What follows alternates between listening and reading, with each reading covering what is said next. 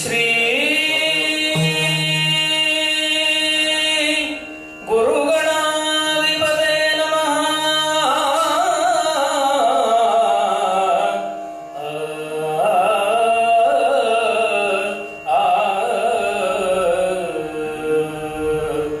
ವಿಘ್ನೇಶಾಯ ಸರಸ್ವತ್ಯೈ ಪಾರ್ವತ್ಯೈ ಗುರವೇ ನಮಃ.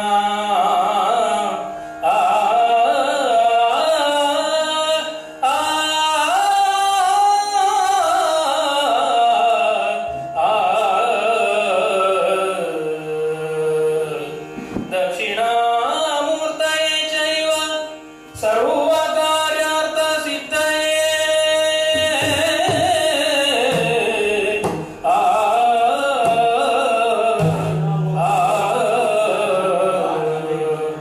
ದಕ್ಷಿಣಾಮೂರ್ತಯೇ ಚೈವ ಸರ್ವಕಾರ್ಯಾರ್ಥ ಸಿದ್ಧಯೇ.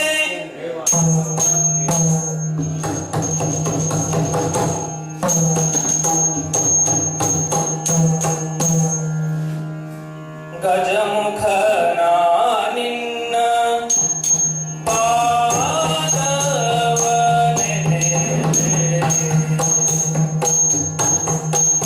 ಗಜಮುಖನ ನಿನ್ನ ಪಾದವನೆನೆದೆ.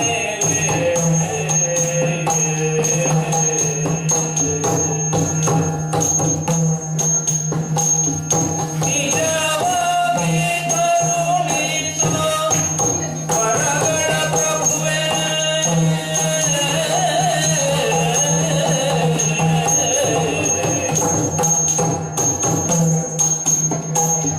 ಮೂಷಿಕ ವಾಹನ ಮೋದಕ ಹಸ್ತ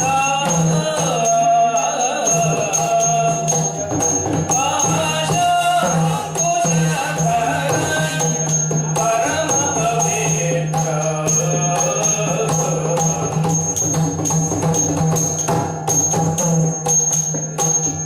ದೇವ ದೇವರ ದೇವ ದೇವನಲ್ಲವೋ. ದೇವ ದೇವರ ದೇವ ದೇವನಲ್ಲವೋ. ಓ ದೇವ ದೇವರ ಓ ದೇವ ದೇವರ ದೇವನಲ್ಲವೋ. ದೇವ ದೇವರ ದೇವ ದೇವನಲ್ಲವೋ. ಓ ದೇವ ದೇವರ ದೇವನಲ್ಲವೋ. ಓ ದೇವ ದೇವರ ದೇವ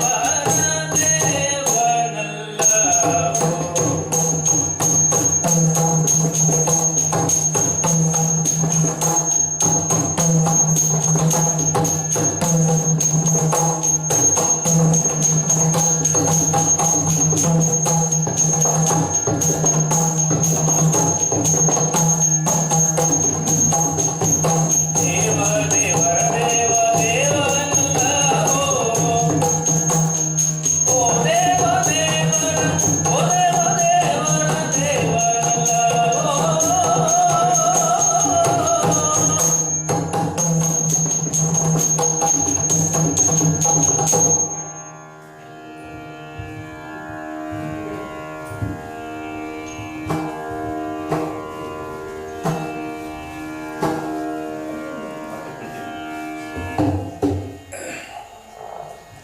ಎಲ್ಲರಿಗೂ ಸ್ವಾಗತವನ್ನು ಬಯಸ್ತಾ, ಬಹಳ ದಿನಗಳ ನಂತರ ನಾವೆಲ್ಲ ಸೇರ್ತಾ ಇದ್ದೇವೆ.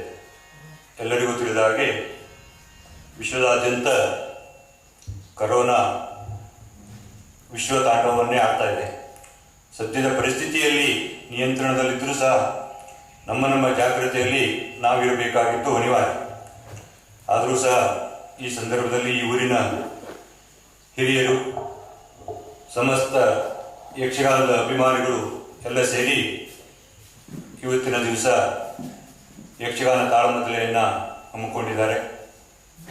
ಹಮ್ಮಿಕೊಂಡಂಥ ಸ್ಥಳೀಯ ಯುವಕ ಸಂಘದ ಎಲ್ಲ ಪದಾಧಿಕಾರಿಗಳಿಗೂ, ಊರಿನ ಸಮಸ್ತ ನಾಗರಿಕರಿಗೂ ಇವತ್ತು ನಾವು ಎರಡು ಸಂಘಟನೆಯೊಂದಿಗೆ ಇಲ್ಲಿ ಒಂದು ತಾಳಮದ್ದಳೆ ಮಾಡ್ತಾ ಇದ್ದೇವೆ. ದಿವಾನ್ ಯಕ್ಷ ಸಮೂಹ ಹಾಗೂ ಯಕ್ಷಚಂದನ ದಂಡ್ಕಲ್ ಇವರಿಬ್ಬರ ಆಶ್ರಯದಲ್ಲಿ ಇವತ್ತಿನ ಈ ತಾಳಮದ್ದಲೆಯನ್ನು ಮಾಡ್ತಾ ಇದ್ದೇವೆ. ಕರ್ಣಪರ್ವ ಎನ್ನುವ ಆಖ್ಯಾನ. ಇದಕ್ಕೆ ಆಗಮಿಸಿದಂಥ ನಮ್ಮ ಹಿಮ್ಮೇಳದಲ್ಲಿ ಸತೀಶ್ ಹೆಗಡೆ ದಂಡ್ಕಲ್ ಹಾಗೆ ಅವರ ಪುತ್ರರಾಗಿರುವಂಥ ನಂದನ್ ಹೆಗಡೆ ದಂಡ್ಕಲ್ ಇವರನ್ನು ಸಹ ನಾನು ಹೃತ್ಪೂರ್ವಕವಾಗಿ ಸ್ವಾಗತಿಸ್ತಾ ಇದ್ದೇನೆ. ಹಾಗೆ ಮದ್ದಳೆಯಲ್ಲಿ ಶರತ್ ಹೆಗಡೆ ಜಾನಪೆ ಇವರನ್ನು ಸಹ ನಾನು ಹೃತ್ಪೂರ್ವಕವಾಗಿ ಸ್ವಾಗತಿಸ್ತಾ ಇದ್ದೇನೆ.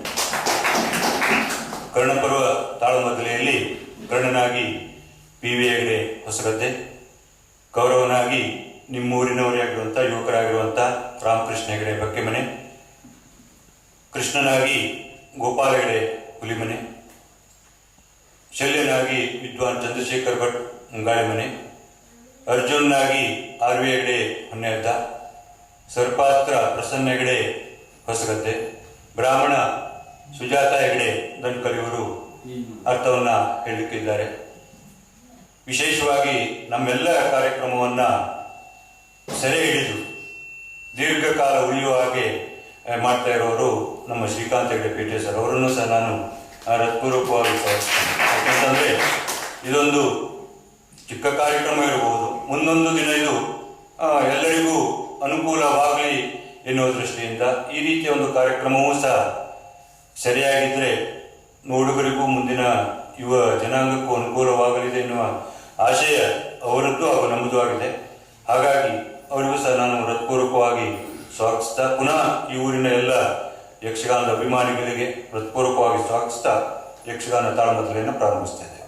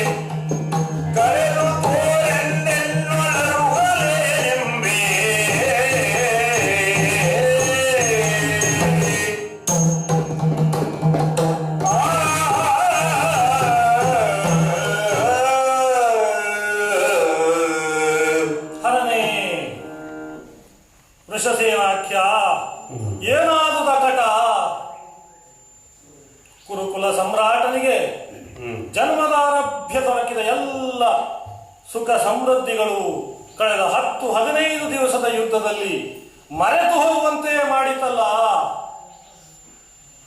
ವೃಕ್ಷವೆಂಬುದು ಬೇರು ಚಿಗುರುಗಳಿಂದಾಗಿ ಸಮೃದ್ಧಿಯಿಂದ ಕಂಗೊಳಿಸುವುದಂತೆ ಈಗಾಗಲೇ ಭೀಷ್ಮ ದ್ರೋಣರಂತಹ ಬೇರುಗಳನ್ನು ಕಡಿದುಕೊಂಡಿರುವ ನನಗೆ ಕುರುಕುಲ ವೃಕ್ಷದ ತುದಿಯಲ್ಲಿ ಕಾಣುತ್ತಿರುವ ಚಿಗುರುಗಳ ಉಪಾದಿಯಲ್ಲಿರುವ ವೃಷಸೇನಂತವರು ಕಳೆದುಕೊಳ್ಳುವಂತಹ ದುಸ್ಥಿತಿ ಒದಗಿಬಿಟ್ಟಿತಲ್ಲ. ಯಾರು ಈ ವೃಷಸೇನ? ನನ್ನ ಮಗನಾದ ಲಕ್ಷಣ ಕುಮಾರನಿಗೂ ಅವನಿಗೂ ಏನಾದರೂ ನಾನು ಭೇದವನ್ನು ಎಣಿಸಬಹುದೇ? ಎಂತಹ ಸಖ್ಯ ನನಗೂ ಕರ್ಣನಿಗೂ! ಶರಪರೀಕ್ಷಾ ರಂಗದಲ್ಲಿ ಪಾರ್ಥ ಏವದನುದ್ಧರ ಎನ್ನುವ ಘೋಷವಾಕ್ಯ ಪಾಂಡವರ ತಲೆ, ಪಾಂಡವರ ಉಪ್ಪಿದ ಎದೆ ಆಗಸವನ್ನು ಮುಟ್ಟುವಂತೆ ಮಾಡುತ್ತಿದ್ದರೆ ಕುರುರಾಯನೆನಿಸಿಕೊಂಡ ನಾನು ನತಮಸ್ತಕನಾಗುವಂತೆ ಮಾಡುತ್ತಿದ್ದ ಕಾಲ. ಎಲ್ಲಿದ್ದನೋ ಏನೋ ಬರಸಿಡಿಲಿನಂತೆ ಬಿರು ಬೇಸಿಗೆಯಲ್ಲಿ ಒಮ್ಮಿಂದೊಮ್ಮೆಲೆ ಕಾರ್ಮೋಡ ಆವರಿಸಿ ಮಿಂಚು ಒಡೆದಂತೆ ಬಂದನಲ್ಲ ಪ್ರಾಣಮಿತ್ರ ಕರ್ಣ. ಕರ್ಣನು ಅರ್ಜುನನು ತೋರಿದ ಎಲ್ಲ ಸಾಹಸಗಳನ್ನು ತೋರಿದ ಮೇಲೆ ಅವನ ಕುಲದ ಪ್ರಶ್ನೆ ಎದ್ದಾಗ ನಾನು ಹೇಳಿದ್ದು ಅಂಗರಾಜ್ಯಕ್ಕೆ ಅವನನ್ನು ಅಭಿಷಿಕ್ತನನ್ನಾಗಿ ಮಾಡ್ತೇನೆ ಅಂತ. ಅದಕ್ಕೆ ಷರತ್ತಾಗಿ ಅವನು ಇಟ್ಟ ಮಾತೇನು? ಕೌರವೇಶ್ವರನೊಂದಿಗೆ ಅಚಲವಾದ ಆಜೀವನ ಪರ್ಯಂತರವಾದಂತಹ ಮೈತ್ರಿ ಹಾಗೂ ಅರ್ಜುನನೊಂದಿಗೆ ಶಾಶ್ವತವಾದಂತಹ ವೈರ, ಇವೆರಡನ್ನು ಕೊಡಮಾಡಿದಲ್ಲಿ ಮಾತ್ರವೇ ತಾನು ಅಂಗರಾಜ್ಯದ ಅಧಿಕಾರಿಯಾಗುವುದಕ್ಕೆ ಒಪ್ಪುವುದಾಗಿ ಹೇಳಿದ. ಅಂತಹ ಆತ್ಮೀಯ ಸಖ ಕರ್ಣ, ಅವನ ಮಗನೇನು ನನ್ನ ಮಗನೇನು? ನನಗೆ ಅವರಲ್ಲಿ ಭೇದವನ್ನು ಎಣಿಸುವುದಕ್ಕೂ ಎಂದಿಗೂ ಸಾಧ್ಯವಿಲ್ಲ. ಅಂತಹ ತರಳ ವೃಷಸೇನ ಅವನೇನು ಸಾಮಾನ್ಯದವನೇ? ಅವನ ಶೌರ್ಯಕ್ಕೇನು ಇತಿಮಿತಿಗಳುಂಟೆ? ಈ ತರಳತನದಲ್ಲಿಯೇ ಅವನು ಮಾಡಿದ ಸಾಹಸವೇನು?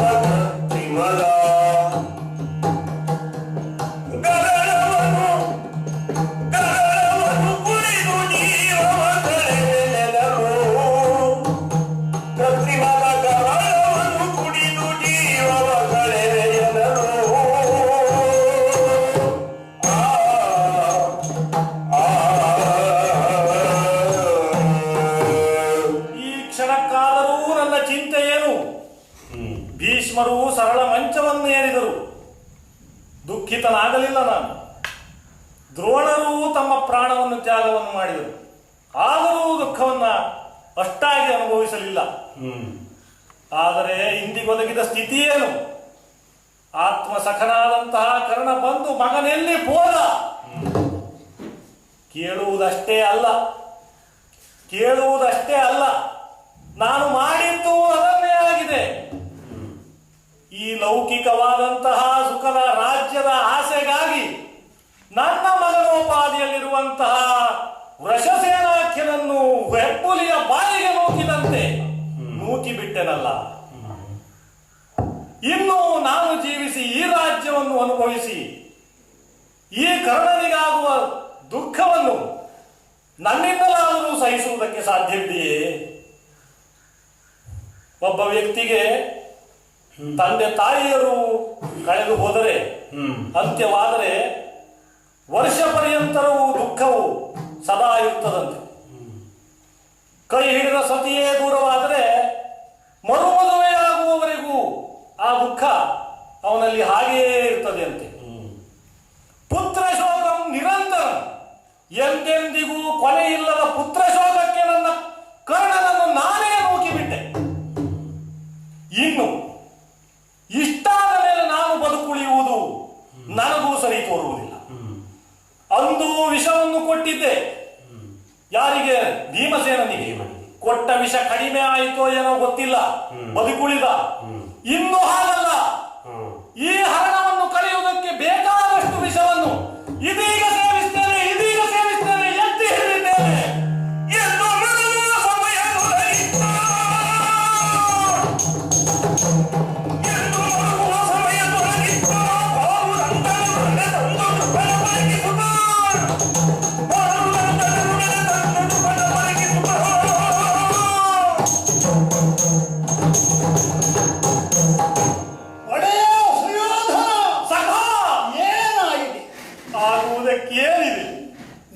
ಕಣ್ಣಿನಲ್ಲಿ ನೀರು ಧಾರಾಕಾರವಾಗಿ ಹರಿಯುತ್ತಿದೆ. ಮುಖ ಎನ್ನುವುದು ಸುಟ್ಟು ಬಾಡಿ ಹೋಗಿದೆ. ಥರಥರನೆ ನಡುಗುತ್ತಿದ್ದಿ. ಒಡೆಯ, ಏನಾಗಿದೆ ನಿನಗೆ? ಇದು ನಿನ್ನ ಆತ್ಮೀಯ ಮಿತ್ರನಾದಂತಹ ಕರ್ಣ ಇನ್ನೂ ಜೀವಂತವಾಗಿದ್ದಾನ, ಇನ್ನೂ ಜೀವಂತವಾಗಿದ್ದಾನೆ. ನಾನಿರುವವರೆಗೆ ನಿನ್ನ ಕಣ್ಣಿನಲ್ಲಿ ಹನಿ ನೀರು ಉದುರಕೂಡದು. ಒಡೆಯ, ಯಾವ ರಣಪಿಶಾಚಿಗೆ ಆಹುತಿ ಕೊಡಬೇಕಾದಂತಹ ಸಂದರ್ಭ ಬಂದಿತ್ತು ಹೇಳು. ಇದು ಕೈ ಹಿಡಿದು ಬಂದಂತಹ ನನ್ನ ಧರ್ಮ ಪತ್ನಿಯ ಕತ್ತನ್ನ ಕತ್ತರಿಸಿ ಚೆಲ್ತೇನೋ? ಸಾಧ್ಯ ಇಲ್ಲದೆ ಹೋದರೆ ಹಡೆದ ಮಗನ ಕಂಠವನ್ನ ಎತ್ತಿದ ಕತ್ತಿಯಿಂದ ಸಾಲದೆ ಹೋದರೆ ಇದು ನಿನ್ನ ಆತ್ಮೀಯ ಮಿತ್ರ ಕರ್ಣ ತನ್ನ ಕತ್ತನ್ನ ಗರಗರನೆ ರಣಪಿಶಾಚಿಗೆ ಆಹುತಿ ಕೊಡ್ತೇನೆ. ಒಡೆಯ, ಹೇಳು, ಏನಾಗಿದೆ? ನಾನಿರುವಾಗ ನಿನ್ನ ಕಣ್ಣಿನಲ್ಲಿ ನೀರು ಬರಕೂಡದು. ನಿನಗಾಗಿ ನಾನು ನನ್ನ ಇಡೀ ಕುಟುಂಬವನ್ನು ನಿನಗಾಗಿ ಸಮರ್ಪಿಸುವುದಕ್ಕೆ ತ್ಯಾಗಕ್ಕೆ ಸಿದ್ಧನಾಗಿ ನಿಂತಿದ್ದೇನೋ. ಹೇಳು, ಏನಾಯಿತು? ಹೇಳು, ಹೆದರಬೇಡ, ಹೇಳು. ಎಲ್ಲದಕ್ಕೂ ನೀನು ಸಿದ್ಧನಿದ್ದೀರಿ ಕರ್ಣ. ಹೇಳಲಿ, ಹೇಗೆ ಹೇಳಲಿ? ಏನಾಯಿತು?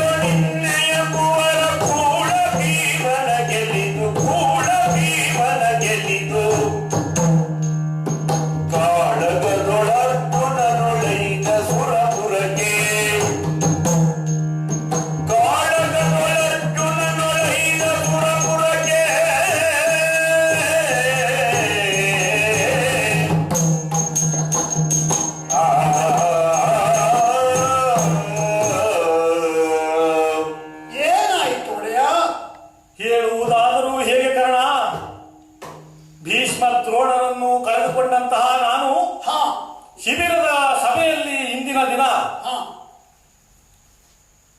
ದುಃಖಿತನಾಗಿ ಈ ದುರುಳ ಭೀಮಾರ್ಜುನರನ್ನು ಎದುರಿಸುವುದಕ್ಕಾಗಿ ಇನ್ಯಾರಿದ್ದಾರೆ, ನಮ್ಮ ಪಾಳ್ಯದಲ್ಲಿ ಇನ್ಯಾರಿದ್ದಾರೆ ಎಂಬುದಾಗಿ ಮೂಗಿನ ಮೇಲೆ ಬೆರಳಿಟ್ಟು ಚಿಂತಿಸುತ್ತಿರುವ ಕಾಲದಲ್ಲಿ ಅದನ್ನು ಭೀಕರವಾದಂತಹ ಸನ್ನಿವೇಶವೇ ನಡೆದು ಹೋಯಿತು. ಎಂತಹ ಘೋರ ಕ್ರೂರ ಭೀಕರ ದುರಂತ ದಾರುಣವಾದಂತಹ ಸನ್ನಿವೇಶ. ಭೀಮಸೇನ ದುಶ್ಯಾಸನನ ಉರವನ್ನ ಬಗೆದು ಕರುಳನ್ನ ಹೆರಿದು ರಕ್ತವನ್ನ ಘಟಘಟನೆ ನಡೆದು ಹೆಮ್ಮಾರಿಯ ಔತಣೆ ಕೊಟ್ಟ ಆ ಭೀಕರವಾದ ಸನ್ನಿವೇಶ ನಿನ್ನ ತಲೆ ಕೆಳಗಾಗುವಂತೆ ಮಾಡಿದ್ದ ಒಡೆಯ.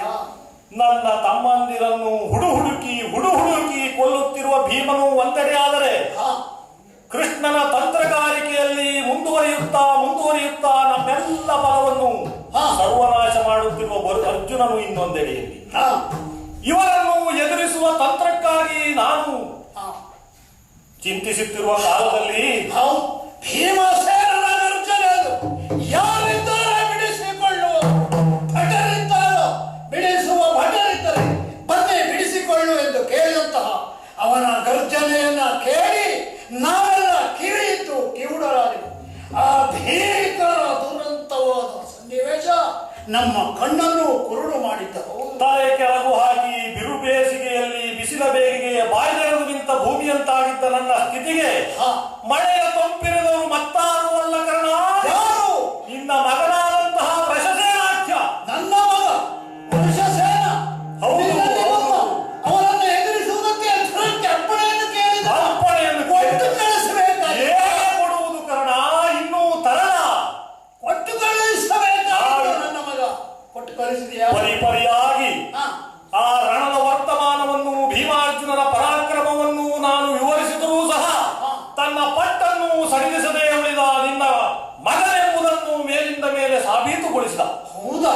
ಅವನು ಧೀರನೇ ಸರಿ. ಆಮೇಲೆ ಅಂತಹ ಕುವರನನ್ನು ನಾನು ಚಿಂತಿಸದೆ ಕಳುಹಿಸಿ ಅಪ್ಪಣೆಯನ್ನಿತ್ತು ಕೊಟ್ಟು ಬಿಟ್ಟೆ. ಕಟ್ಟೆಯೋ ನನ್ನ ಮಗನಿಗೆ ಶಹವಾಸ್. ಮುಂದೆ ತಪ್ಪು ಸರಿಗಳನ್ನು ಆಲೋಚಿಸದೆ ಕುವರನೆಂಬುದನ್ನು ಲೆಕ್ಕಿಸದೆ ತಪ್ಪು ಮಾಡಿದೆನೋ ಏನೋ ಕರ್ಣ, ರಣವೀಳ್ಯವನ್ನಂತೂ ಇತ್ತೆ. ಆಮೇಲೆ ರಣವೀಳ್ಯವನ್ನು ಪಡೆದುಕೊಂಡು ಧುರಕ್ಕೆ ಧುಮುಕಿದಂತಹ ಕಲಿವೃಷಸೇನ ಗೈದ ಸಾಹಸವನ್ನು ಹೇಳುವುದಕ್ಕೆ ಸಹಸ್ರ ನಾಲಿಗೆಗಳಾಗಬೇಕು. ರಣಕ್ಷೇತ್ರದಲ್ಲಿ ನನ್ನ ಮಗ ಮೈ ಮರೆತನು. ನಿಜವಾಗಿ ಮೈ ಮರೆತದ್ದಷ್ಟೇ ಅಲ್ಲ, ಕಲಿ ಭೀಮ ಶತಗಜತ್ರಾಡಿ ರುಧಿರಮುಖಿ ಎನ್ನುವಂತಹ ಭೂಮಿದೂತನ ಗದೆಯನ್ನು ಹೊತ್ತು ಕುರು ಸೇನೆಯನ್ನು ಅಲ್ಲೋಲ ಕಲ್ಲೋಲಗೊಳಿಸುತ್ತಿರುವ ವೇಳೆಯಲ್ಲಿ ಗೈದ ಸಾಹಸವೇನು? ಏನು ಮಾಡಿದ? ಎಲ್ಲವೋ ಕರ್ಣಕುಮಾರ, ನಿನ್ನನ್ನು ಗೆಲಿದರೆ ಫಲವೇನು ಎನ್ನುವಂತಹ ಅಸಡ್ಡೆಯ ಮಾತುಗಳನ್ನಾಡಿದಂತಹ ಭೀಮಸೇನನಿಗೆ ಮಣ್ಣು ಮುಕ್ಕಿಸಿದ್ದಾನೆ. ಭೀಮಸೇನ ಧನಾಶಾಲಿಯಾಗಿ ಹೋಗಿದ್ದಾನೆ ನಿನ್ನ ಮಗನ ಎದುರಲ್ಲಿ. ಎಂತಹ ವರ್ತಮಾನ ಇದು! ಪ್ರಾಯಶಃ ಇದಕ್ಕಿಂತ ಸಂತೋಷದ ವರ್ತಮಾನ ನನ್ನ ಕಿವಿ ಕೇಳುತ್ತದೆ ಎನ್ನುವ ಭರವಸೆ ನನ್ನ ಪಾಲಿಗಿಲ್ಲ. ಮುಂದೇನಾಯ್ತು ಒಡೆಯ? ಅವನ ಮುಂದಿನ ಗಾಥೆಯನ್ನು ಹೇಳುವಾಗ ನನಗಾಗುವ ಸ್ಥಿತಿ ಏನು ಗೊತ್ತೇ ಕರ್ಣ? ಬಳಲಿ ಬಾಯಾರಿದ್ದೇನೆ, ತೇವವಾಗಿರಬೇಕಾದ ನಾಲಿಗೆ ಒಣಗುತ್ತಿದೆ, ಶುಷ್ಕವಾಗಿರುವ ಚರ್ಮಗಳು ಬೆವರಿನಿಂದ ಅತ್ತಿ ಹೋಗಿದೆ, ಆಗುತ್ತಿದೆ. ಹೇಳಲೇಬೇಕಾದವರಲ್ಲಿ ಹೇಳಬೇಕಾದದ್ದನ್ನು ಹೇಳದೆ ಹೋದ್ರೆ ಹೇಗೆ ಅರ್ಥ ಆಗಿತ್ತು ಸ್ವಾಮಿ? ಆದರೆ ನಡೆಯಬಾರದ್ದು ನಡೆದಾಗ ಹೇಳುವುದು ಹೇಗೆ ಎಂದಾಗಿದೆ ಕರ್ಣ. ಕೇಳುವುದಕ್ಕೆ ಸಿದ್ಧ. ಭೀಮಸೇನ ಧರಾಶಾಹಿಯಾದದ್ದನ್ನು ಕಂಡು ಮುಂದೆ ಎದುರಾದವನು ಕಲಿಪಾರ್ಥ ಅರ್ಜುನ ಎದುರಾದ. ಹೌದು. ಆಮೇಲೆ ಅವನೊಡನೆ ಏನು ಸುಮ್ಮನೆ ಹಿಂದಿರುಗಿದನೋ ವೃಷಸೇನ. ಅಂತಹ ಅರ್ಜುನನಿಗೂ ಗಾಂಧೀವದ ಪೂರ್ಣ ಪ್ರಯೋಜನವನ್ನು ಪಡೆಕೊಳ್ಳಬಲ್ಲ ಬಿಲ್ಲಾಳುವಿಗೂ ತನ್ನ ಬಾಣದ ರುಚಿಯನ್ನು ತೋರಿಸಿಯೇ ಇದ್ದಾನೆ. ತೋರಿಸಿದ ಅರ್ಜುನನನ್ನು ಕಾರು ಗೆಲ್ಲಿಸಿದ ಕಡೆಗೆ. ಆದರೆ ಏನು ಹೇಳಲಿ ಮುಂದೆ? ಹೇಳುವುದಕ್ಕೆ ಸಾಧ್ಯವಿಲ್ಲವಪ್ಪ. ಏನಾಯ್ತು? ನನ್ನನ್ನು ನೀನು ಕ್ಷಮಿಸಿ ಬಿಡು. ಈ ವಿಷವನ್ನಾದರೂ ನನಗೆ ಕುಡಿಯುವುದಕ್ಕೆ ಬಿಡು. ನಾನಿದ್ದೇನೆ ಕುಡಿಯುವುದಕ್ಕೆ ವಿಷವ. ಅಂತಹ ಅರ್ಜುನನೊಡನಿನ ಸಮರದಲ್ಲಿ ನಿನ್ನ ಮಗ ನನ್ನ ಮಗನೋಪಾದಿಯಲ್ಲಿದ್ದ ವೃಷಸೇನ ಸುರಪುರವನ್ನು ಎದಿದ. ಏನು ಇಲ್ಲಿಲ್ಲಪ್ಪ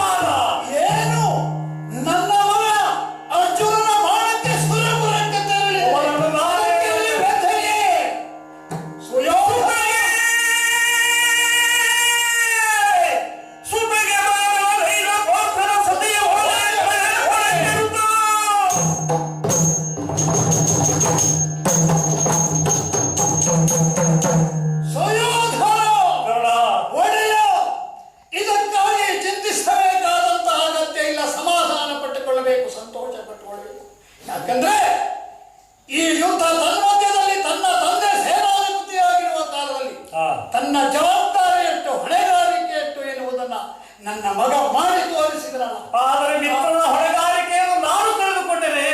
ಒಡೆಯ ಬಿಡಲಾರೆ, ಸೇಡು ತೀರಿಸಿಕೊಳ್ತೇನೆ.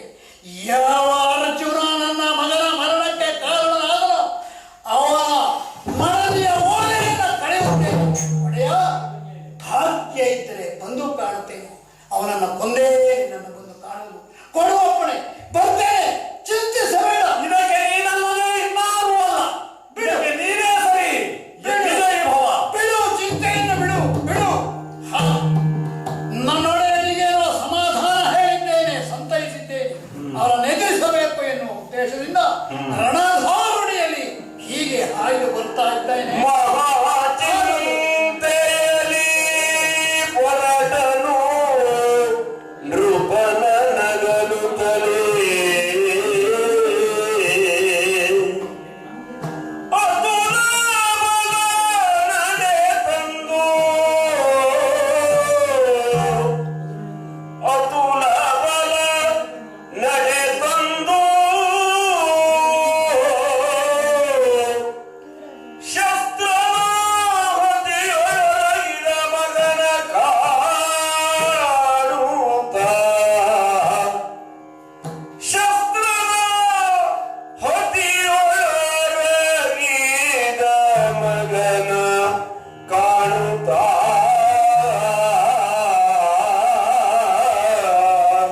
ಯಾರದು? ಗತಿಯು ಮುಂದೆ ನಿಲ್ಲುತ್ತ ಮನದಲ್ಲಿ ಮುರುಗಿದನು ಕರ್ಣ.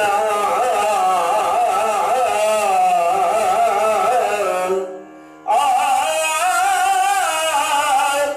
ಆ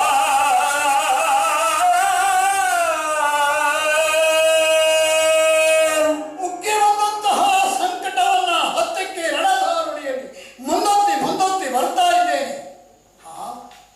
ಯಾರದು ಯಾರದು ಒಳಗಿನವರು? ಮಗನೇ ನಿನ್ನ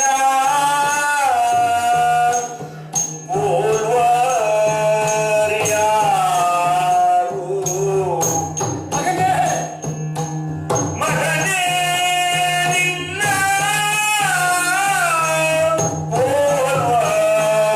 ಪೂರ್ವರ್ಯಾರು.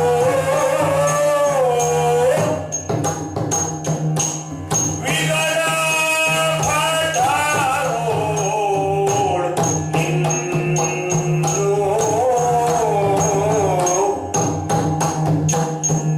ವಿಗಡ ಭಟರೋಳ್ ನಿನ್ನು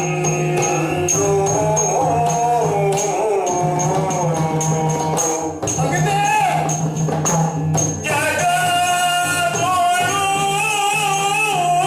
ನಿನ್ನಂಥ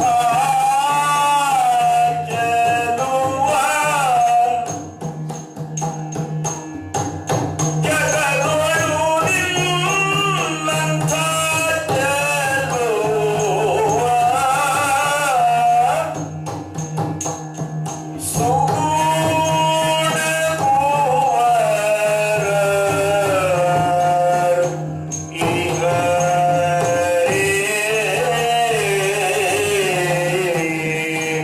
ಯಾರಿದ್ದಾರೆ ಮಗನೇ?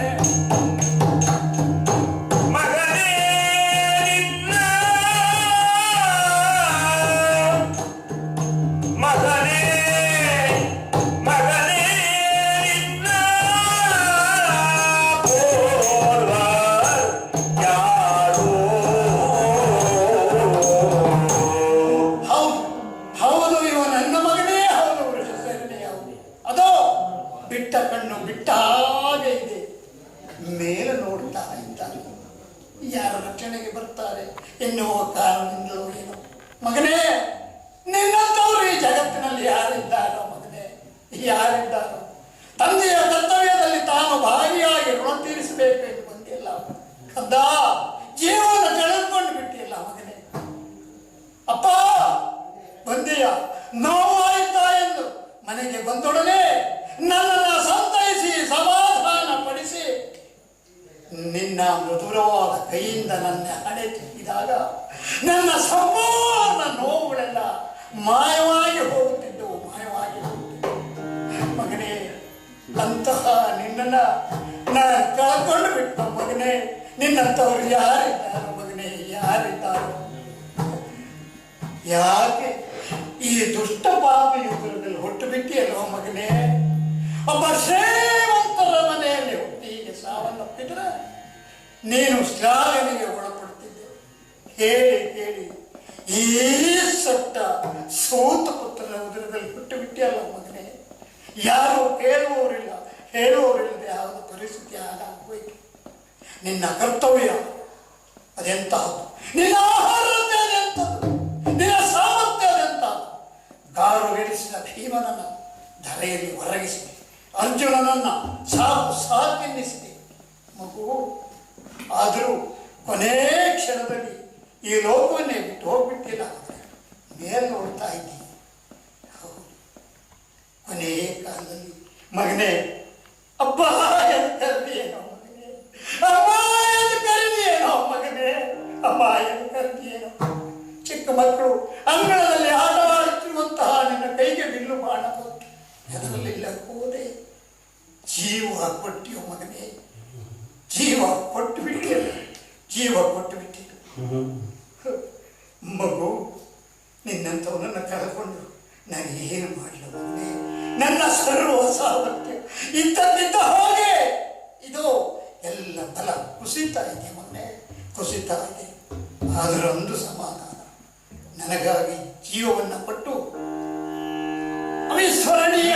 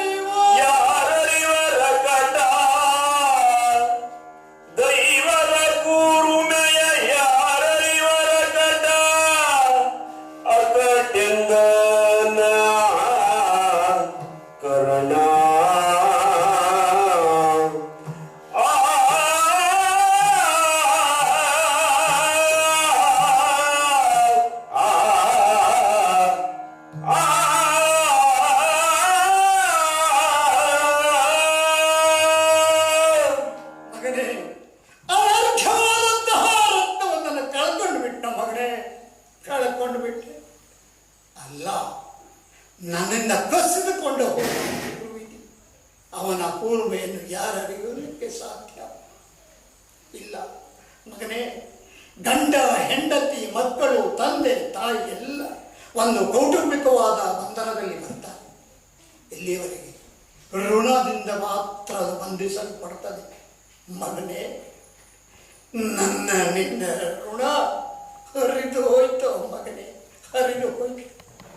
ಸತ್ತಾಗ ಮಗನ ಹೆಗಲ ಮೇಲೆ ಅಪ್ಪನ ಹೆಣ ಹೋದ್ರೆ ಚಂದ, ಆದರೆ ಅಪ್ಪನ ಹೆಗಲ ಮೇಲೆ ಮಗನ ಹೆಣ ಹೋಗ್ತದೆ ಅಂತಾದರೆ ಅದು ಸಹಿಸುವುದಕ್ಕೆ ಅಸಾಧ್ಯವಾದ. ಆ ವೇದನೆ ಅನುಭವಿಸಿದವನಿಗೆ ಮಾತ್ರ ಗೊತ್ತು, ಅನುಭವಿಸಿದವನಿಗೆ ಮಾತ್ರ ಗೊತ್ತು. ಮಗನೇ,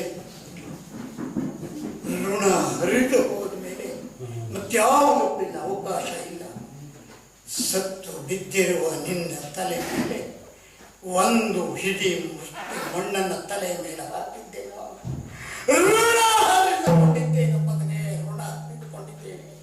ಇನ್ನು ತಡ ಇಲ್ಲ, ನನ್ನ ಕರ್ತವ್ಯದ ಬಗ್ಗೆ ನನಗೆ ಅರಿವೆ ಇದೆ.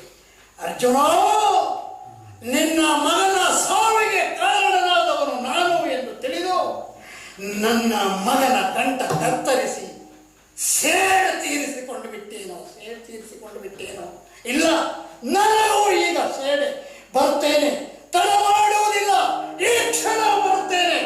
ಶಲ್ಯಭೂಪ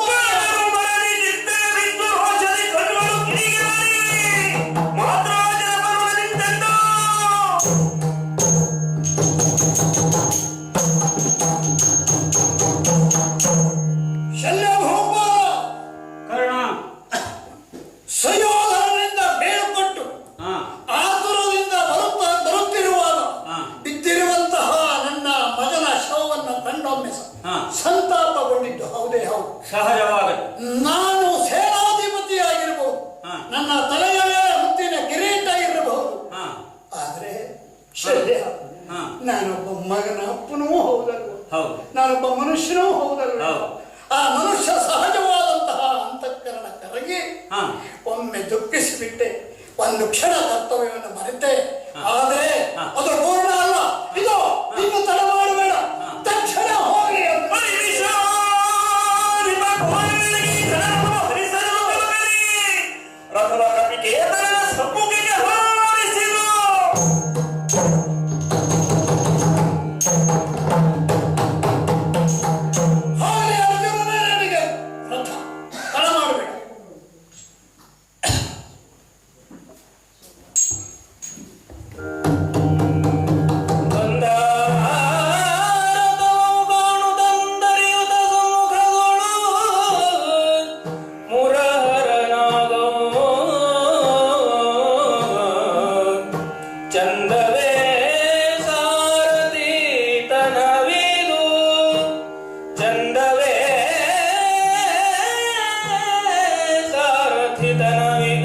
ಚಂದವೇ ಸುಂದರನೇ ಎನ್ನುತ್ತ ಶಲ್ಯನುಳು ಜರೆಯುತ್ತೆಂದ.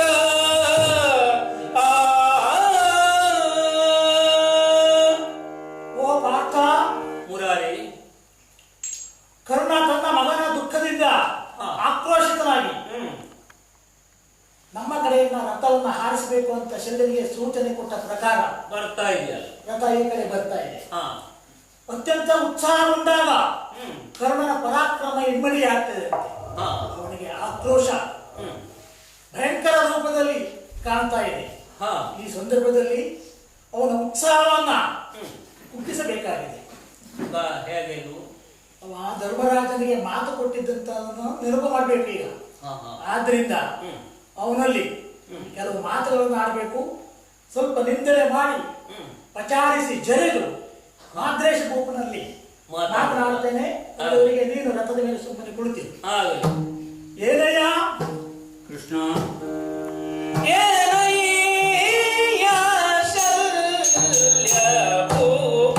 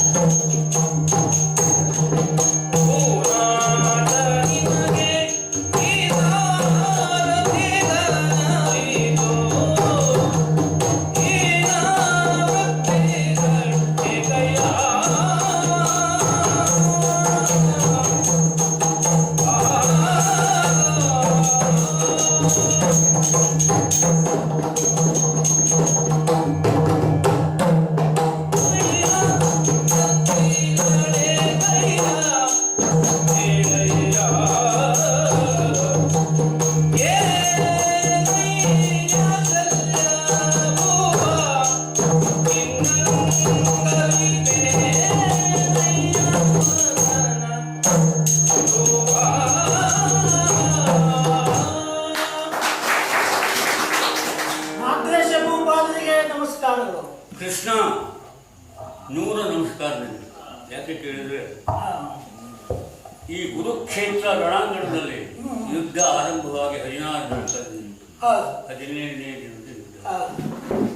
ಎಲ್ಲವರು ರಕ್ಷಕರು ದರ್ಶಕರು ಮಾತಾಡಿದ್ರು, ಮಹಾರಥಿಗಳು ಘರ್ಷಣೆಯನ್ನು ವ್ಯಕ್ತಪಡಿಸಿದರು.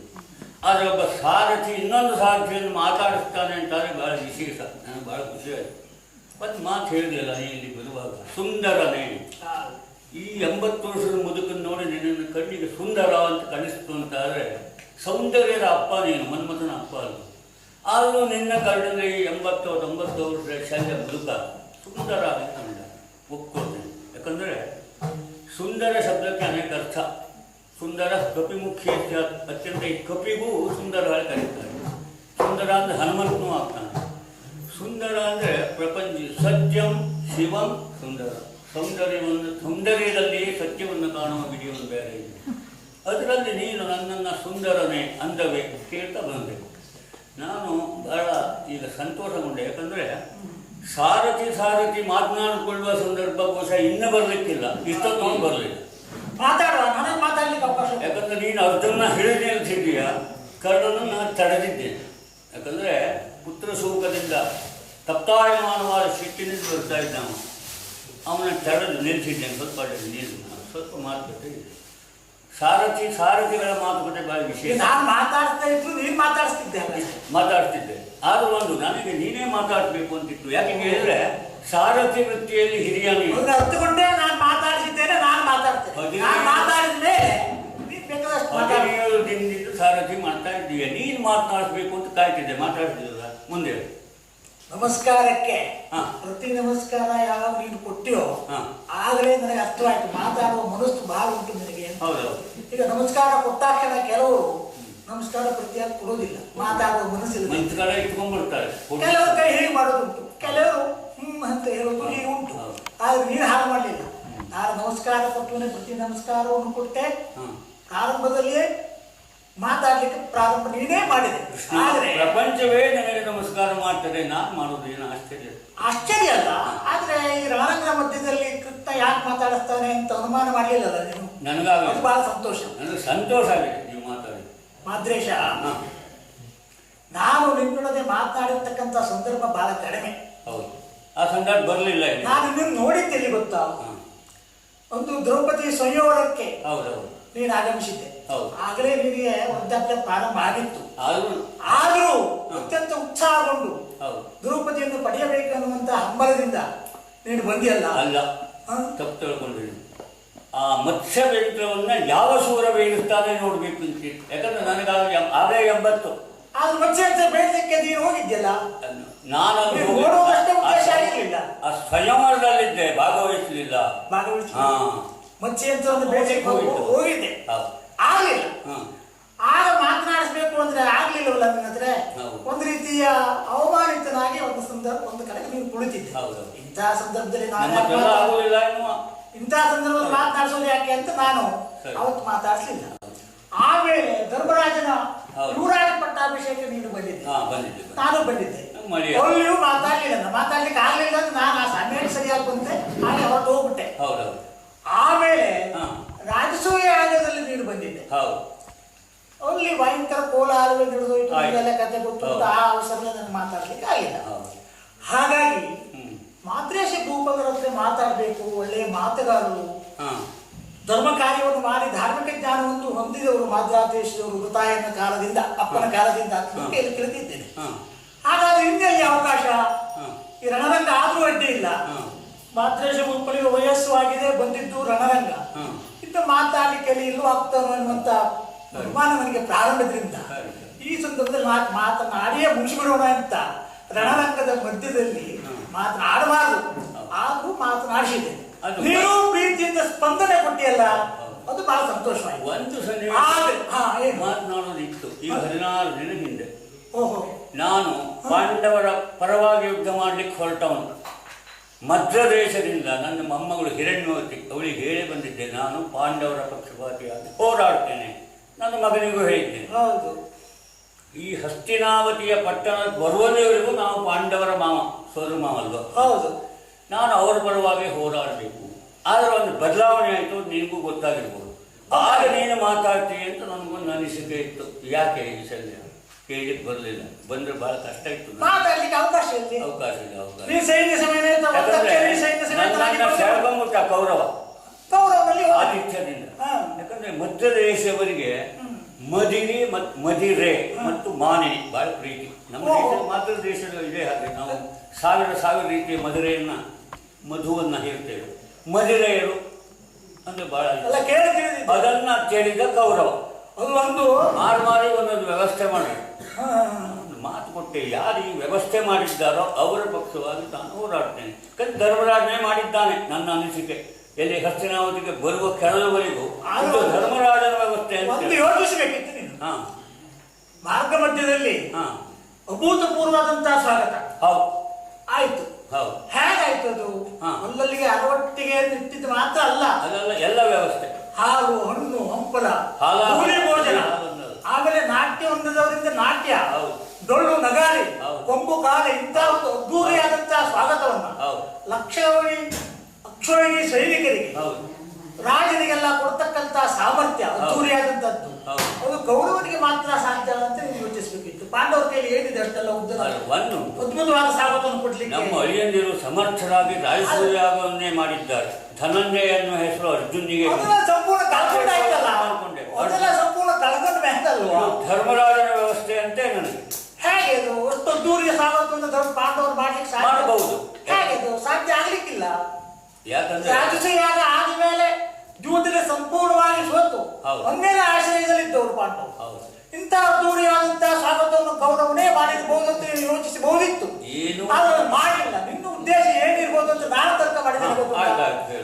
ನಾನೇನು ತರ್ಕ ಮಾಡಿದ್ದೇನೆ ಅಂದ್ರೆ, ಹೇಗೂ ಪಾಂಡವರು ಸೋಲ್ತಾರೆ ಯುದ್ಧದಲ್ಲಿ. ಕೌರವರು ಒಂದು 100 ಜನ ಇದ್ದಾರೆ. ಪೀಠಕ್ಕೆ ಬಂದ ಮೇಲೆ ಸಹೋದರರೊಳಗೆ ಹೊಡೆದಾಡಿ 106 ಜನ. ಚಕ್ರವರ್ತಿ ಪೀಠದ ಮೇಲೆ ನೀನು ಕಣ್ಣಿಟ್ಟಿದ್ದೀಯೇ, ಅವರವರ ಹೊರಟುತ್ತಾರೆ. ಆಗ ನಾನು ಚಕ್ರವರ್ತಿ ಪೀಠ ಅಲಂಕರಿಸಬಹುದು ಎನ್ನುವ ನಿರ್ಧಾರವನ್ನು ನೀನು ಮಾಡಿ, ನೀನು ಬುದ್ಧಿವಂತನಯ್ಯ, ರಾಜಕಾರಣಿ. ಆ ಕಾರಣದಿಂದ ನೀನು ಆ ಪಕ್ಷವನ್ನು ಸೇರಿದೆ, ಈ ಮಾತನ್ನು ಆಡಿದೇನೋ ಅಂತ ನನಗೆ ಅನುಮಾನ. ಆ ಭಾಷೆ ಅನುಭವ ಪಟ್ಟಿದ್ದಾರೆ ನಮ್ಮವರೆಲ್ಲ. ಇರ್ಲಿ, ಈಗ ನಿನ್ನನ್ನ ಸುಂದರವೇ ಅಂತ ಕರೆದಿದ್ಯಾಕೆ ಈ ವೃದ್ಧಾಪದಲ್ಲಿ ಅಂತ ಆಕ್ಷೇಪ ಮಾಡಿದೆಯಲ್ಲ, ಅದಕ್ಕೆ ನಾನು ಉತ್ತರಿಸಬೇಕು. ನೀನು ಹೇಳಿದಾಗೆ ಮಧುರೆ ಮಾನವೀಯ ಪ್ರಿಯರು ಹೇಗೋ ಮಾತಾಡಿಗಳು ಅತ್ಯಂತ ಸುಂದರರು ಹೌದು. ಮಾತ ದೇಶದ ಹೆಣ್ಣು ಮಕ್ಕಳನ್ನ ಲಗ್ನ ಆಗಲಿಕ್ಕೆ ರಾಜಕುಮಾರರು, ಭಾರತ ದೇಶದ ರಾಜಕುಮಾರರೆಲ್ಲ ತುಂಬಾ ಬಯಸ್ತಾರೆ. ಹಸ್ತಿನಾವತಿಯ ಸಂಬಂಧ ಬೆಸಗಿದ್ದೇ ಸೌಂದರ್ಯ. ಮಾದ್ರಿ ಪಾಂಡುರಾಜ ಕೊಂಡು ಮೋಹಿತಗೊಂಡ ಹಾಗೆ ಮಾತ ದೇಶದ ಹೆಣ್ಣನ್ನು ನಾನು ಅಂತ ಅಂದ್ಕೊಂಡಿದ್ದೇನೆ. ಇರಬಹುದು ಲಕ್ಷ್ಮಿನಿ ಎನ್ನುವಳನ್ನ, ಅದು ಮಾತ ದೇಶದೊಳ ಸುಂದರಿ ಅಂತಲೇ ನಾನು ಅವಳನ್ನು ಆರಿಸಿದ್ದೆ. ಆಮೇಲೆ ನಮ್ಮ ಸಹದೇವನಿಗೂ ನಿನ್ನ ಮಗಳನ್ನೇ ಕೊಟ್ಟಿದೆ. ಹೌದಾ? ಅದೆಲ್ಲ ಹಾಗಲ್ಲ. ಇಡೀ ಸಮಸ್ತ ಭಾರತ ಖಂಡದ ರಾಜ ಮಕ್ಕಳೆಲ್ಲ ಮಾತಾ ದೇಶದ ಹೆಣ್ಣು ಮಕ್ಕಳು ಸುಂದರಿಯರು, ಮಾತಾ ದೇಶದ ಪುರುಷರು ಸುಂದರರು. ಅವರನ್ನು ಮಕ್ಕಳು ಲಗ್ನ ಆಗಲಿಕ್ಕೆ ಬಯಸ್ತಾರಂತೆ. ಇರ್ಲಿ, ಹಾಗಾಗಿ ಒಂದೊಂದು ಪ್ರದೇಶದ ಹೆಣ್ಣು ಮಕ್ಕಳೇ ಹಾಗೆ ಇರ್ತಾರೆ, ಇರ್ಲಿ. ಆದ್ರೆ ನಿನಗೆ ವಯಸ್ಸಾದ್ರೂ ಕೂಡ ಮುಖಂಡರಿಗೆ ಗಂಟಿಟ್ಟಿದೆ, ಕೂದಲು ಹಣ್ಣಾಗಿದೆ. ಆದ್ರೆ ಸೌಂದರ್ಯ ಎನ್ನುವುದನ್ನ ಕೇವಲ ದೇಹದ ಆಕಾರದಿಂದ ಅಳೆಯುವುದಲ್ಲ, ಮುಖಲಕ್ಷಣ ಅಂತ ಇರ್ತಿದೆಯಲ್ಲ.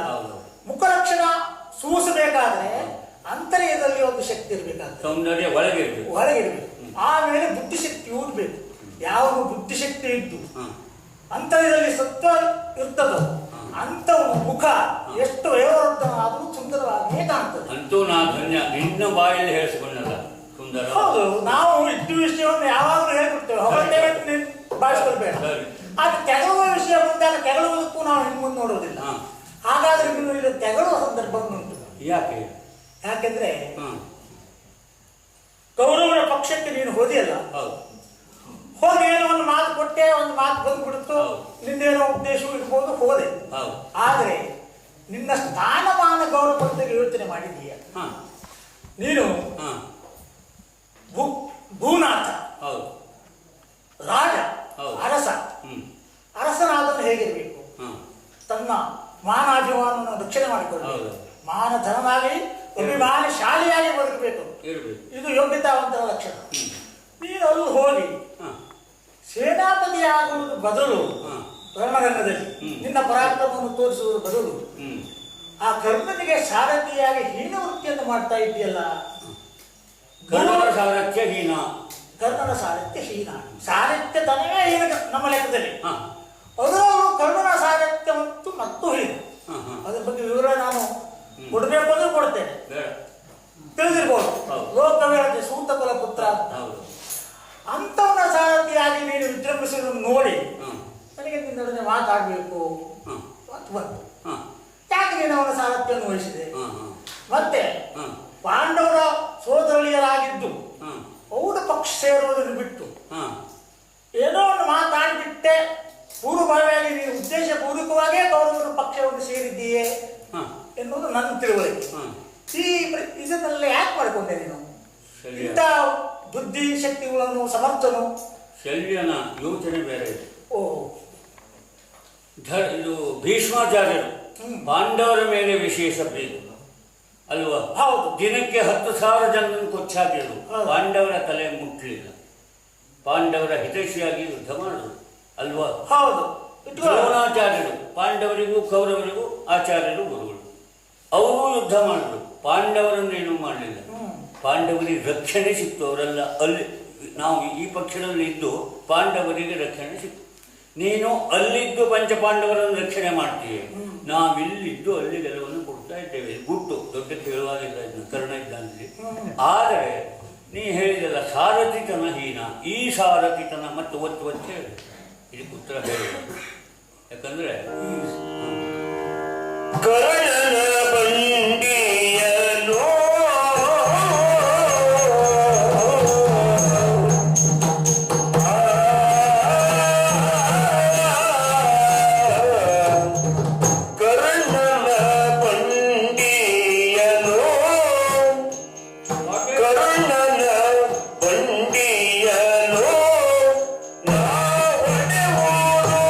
ದುರ್ನೀತಿಯ ಹುಡು ನೀನು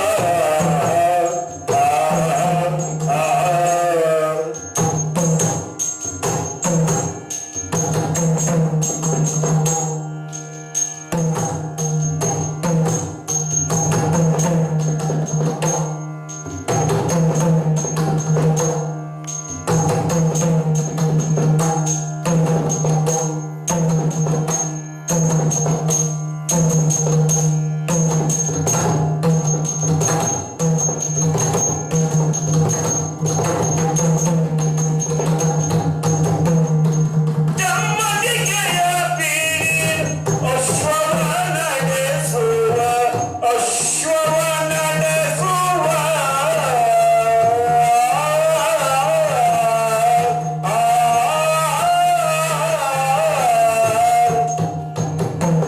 ಮರ್ಮವಾದರು ಬಲ್ಲೆಯ ಬಲ್ಲೆಯ ಬಲ್ಲೆಯ ನಡೆಸುವ ಮರ್ಮವಾದರು ಬಲ್ಲೆಯ ಬೇಳೆಯ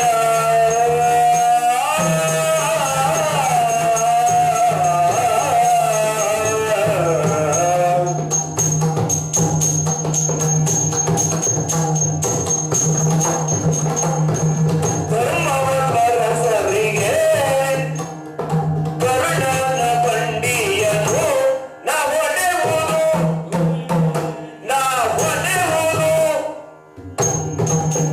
ನಾವೊಡೆಯುವುದು ದುರ್ನೀತಿಯವರು ನೀನು ಕರುಣನ ಬಂಡಿಯನು ನಾವೊಡೆಯುವುದು ದುರ್ನೀತಿಯವರು ನೀನು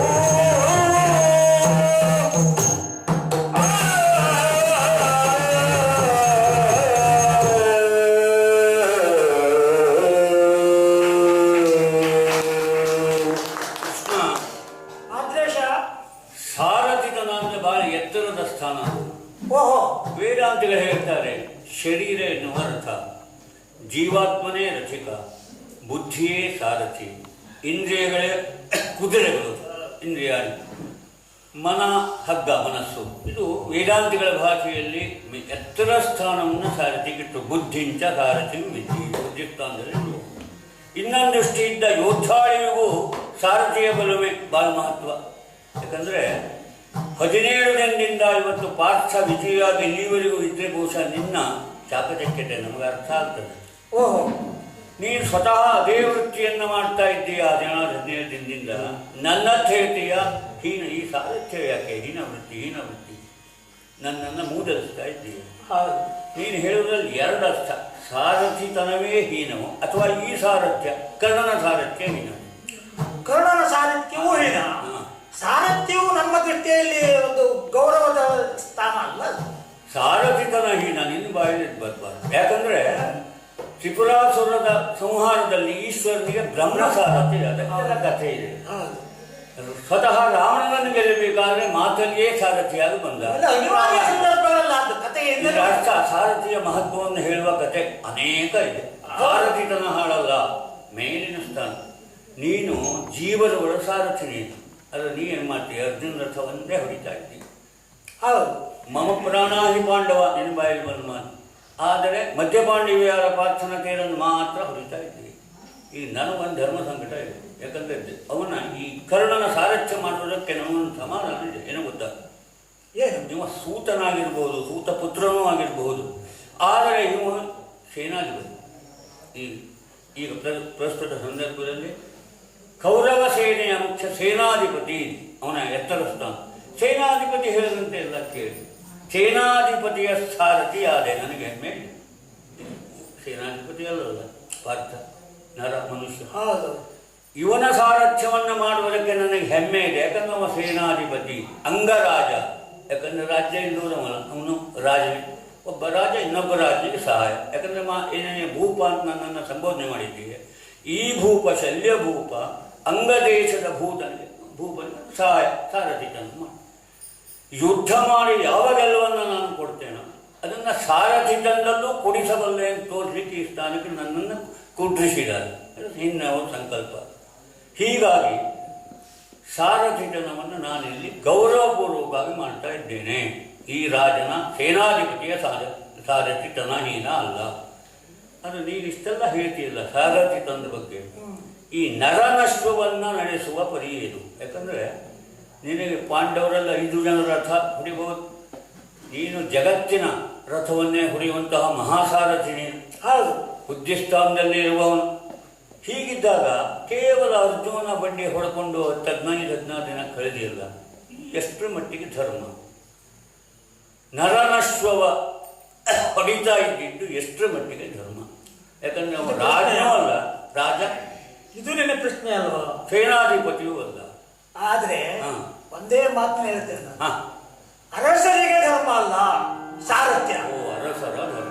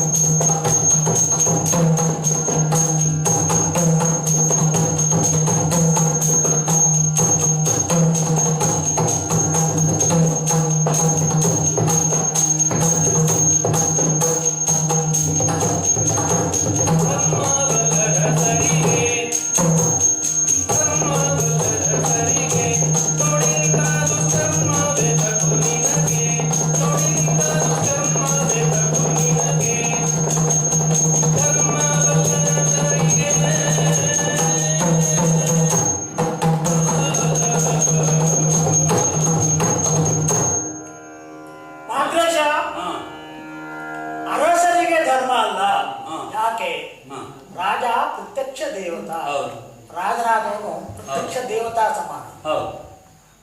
ಎಲ್ಲಿ ಧರ್ಮ ಇದೆಯೋ ಅಲ್ಲಿ ರಾಜನಿರಬೇಕು. ಎಲ್ಲಿ ಅಧರ್ಮವಾಗ್ತದೆಯೋ ಅನ್ಯಾಯವಾಗ್ತದೆಯೋ ಅದನ್ನ ಖಂಡಿಸಬೇಕು. ಇದು ರಾಜನಾದವನ ಕರ್ತವ್ಯ. ಕ್ಷತ್ರಿಯನು ಹಾಗೆ. ಕ್ಷತ್ರಿಯಸ್ಯ ತಪೋ ರಕ್ಷಣ ಅಂತ ಹೇಳಿದ್ದಾರೆ. ಧರ್ಮವನ್ನು ರಕ್ಷಣೆ ಮಾಡಿ.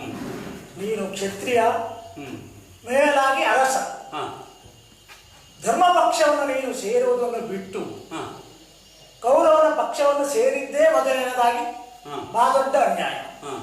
ಅವನು ಏನೆಲ್ಲ ಅನ್ಯಾಯ ಮಾಡಿದ್ದಾನೆ ಎನ್ನುವುದು ನಿನಗೆ ಗೊತ್ತು. ಹಾಗೆ ಅವನನ್ನು ಓಲೈಸಿ ಬಂದವ ಕರ್ಣ.